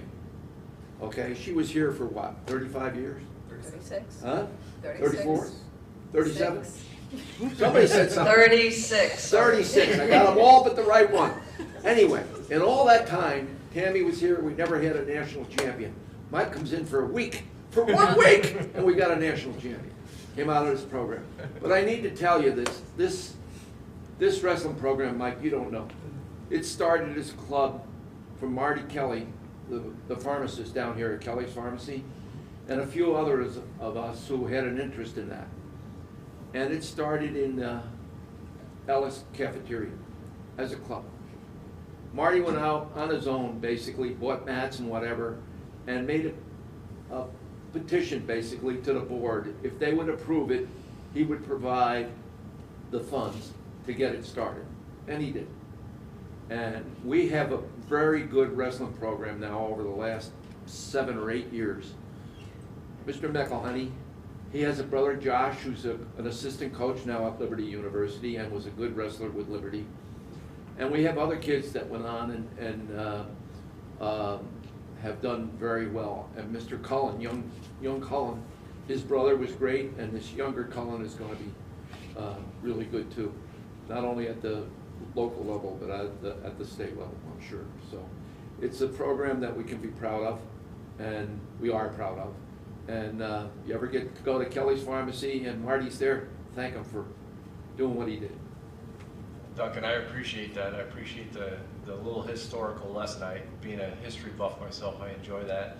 And I will tell you, I paid a bit of attention to Greenville wrestling. You know, my days at Skodak, there were some good matchups and good wrestling taking place. So I appreciate making sure that we all knew that, and I'm pretty proud to say that there was a national champion coming from Greenville.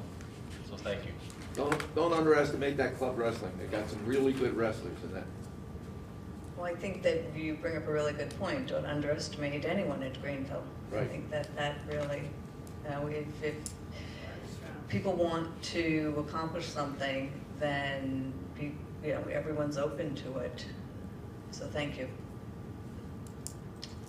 I'm going to provide just a very brief update on the board goals. I think I had, so where we came out of the January 22nd meeting, then we consolidated the objectives. We narrowed it down to 3 objectives that we've then provided.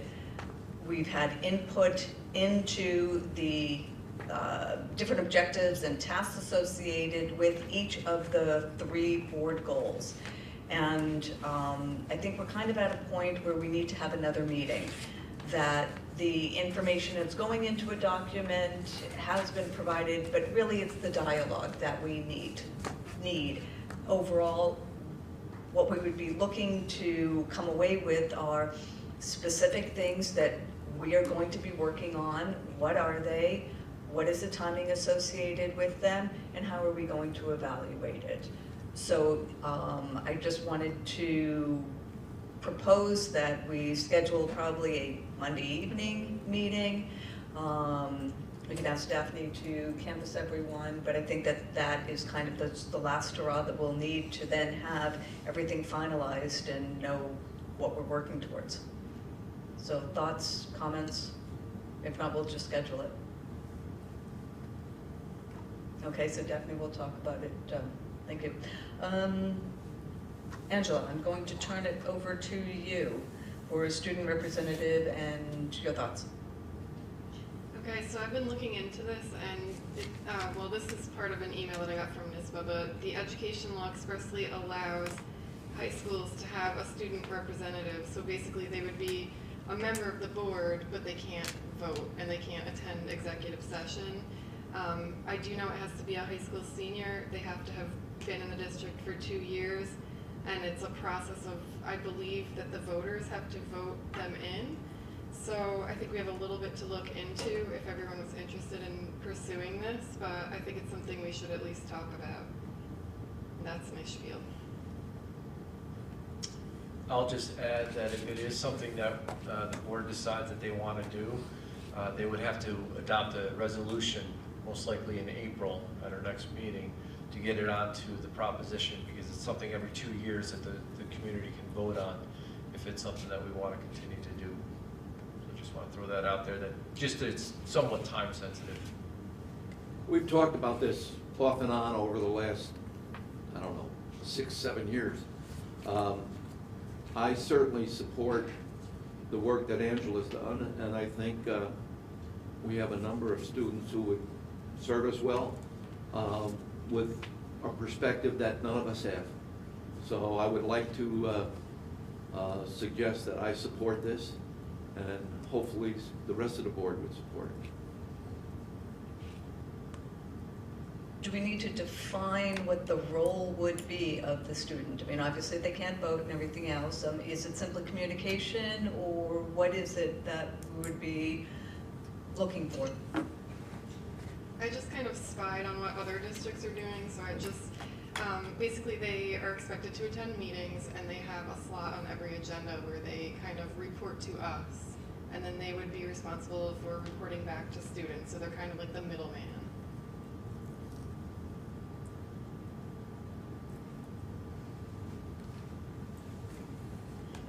I like the idea of it.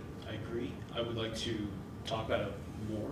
I mean, if it's a resolution in April, we can talk in April to, I think what you're saying is straightforward, but just better understand how that would work. I think it's a good idea. Subject to that discussion. Question for you, Angela, or Mike. With the vote by the community, is that just a vote to say there is a position and then there's a process at the school to pick who fills it, or are they voting to approve a particular student? No, there's just approving the fact that the board will have that representative. Students are nominated from student council or from the class, from the senior class, and voted on there at that level. Each school may do it a little bit different, but the student is voted on by their peers, not by the community. Can I suggest that you bring it up to cabinet? The alternatives as the way we could pick it, or, the student could be selected and make a, suggest to us the better way. Angela's research, she sent some material around, and there's various ways the students can do it. You just recapped a couple of them, and I think there's one or two others. But basically, I don't want to get involved in picking the student. I think the faculty or your cabinet probably is the best way of suggesting the process, and then let the students pick. However that process is, let the students pick them. We can certainly do that tomorrow at our cabinet meeting, have that discussion around that process. We can also get you some information, and we could talk to perhaps on how other school districts have done it. I do have some information on how they do it, and kind of spells out what the roles and responsibilities are, so we can get that. And is this something that has to then be voted on every 2 years? Okay. And I didn't understand that. What has to be voted on every 2 years? The position. Having a continuation of having a student on it has to be every 2 years. Correct. Okay. And the student would stand on the ballot like any other board member? No. Okay. No. That's what I misunderstood. Okay. Any other questions? Yep. Angela, did you find any information about student characteristics that some schools had? Parameters? Yeah, I just put a couple down, like they have to be a high school senior. That's actually a law, that's not even just by district. They have to have strong communication skills, letters of recommendation. Oh, wow. It's kind of like, some of them do it like you apply and then you run and then you're voted on. I don't necessarily know if we want to pit students against each other, or that would be something we would discuss, I guess. They have to maintain academic requirements, I would guess honor roll or something like that. And they even have them submit a letter of interest. It's like really professional. So set up some parameters for students. Question for you, Mike. Do you know if are most of these resolutions written as shall have, or can have, or must have? I will have to take a look at them a little closer. I haven't looked at the wording as it says that. I would think that for flexibility, may have is much better than shall have. Sounds like they have a higher bar than we do. That's for sure. Thank you, Angela, for looking into that. Any input items for discussion at a future meeting? Duncan? I'd like, and I mean this, not to be derogatory in any way, but a very brief update on where we stand with the targeted schools. I know you asked a couple of questions today, but very specifically, just an outline. Here's the dates that we need to do, and here's all the things we filed, and And I know with COVID, it's been a madhouse. So I just don't know where we're at, okay? And then I have one other. And I'm gonna ask Mike if he would endorse this, because I don't want to step on his toes in any way. Matt is the second time, Matt's in a position, it's the second time we had that. That position came about because we had an intern who came into the program here as an intern. And then we liked him so much, we developed this quote-unquote fourth principle concept. I think it served us well. And from everything I heard from Matt tonight, I think it continues to serve us well. But I'd like Matt to give us, from his perspective, the positives and negatives of what he does, if that's okay by you. I can certainly have a conversation with Matt about presenting kind of an update of where that position is. And if you guys and we've talked a little bit about that, so I'd be interested in having him share some of that. And if you agree it's appropriate, then I'd like to have that. I'd like to hear Fair that. enough. And it doesn't have to be elaborate, 5-10 minutes would be great. Okay. Any other topics for future discussion? If I could just bring up Matt Schools from our architect firm, we need to get him in front of you folks to talk a little bit more about where we're at with projects. So I'd like to have him come into the April 11th board meeting, so he can kind of give us an update on timeline and things like that. It's, if we're looking at a December vote, we need to really have him talk to you guys about where we're at with things. Mike, that reminds me, I think we heard before a couple of times that I think it was the architects would be going through and evaluating the school systems and developing some sort of needs report or an assessment. I don't remember if we saw that. Did you find out what the status is? Am I, Trace, shake your head. What am I not remembering correctly? Shows a bunch of things. Triennial, is that what this means? Is it the 5-year building plan? Probably would be the condition survey with, these are all the things that we had, and what I remember, without getting into the specifics, was that we have more than we can afford. Sure, but if it's been done, could we have it or understand what's in it, even the highlights? I mean, I think that would be useful also to inform our understanding of the capital project. And Isn't that what what's your in there. committee has? That's what the committee has, yeah. Okay.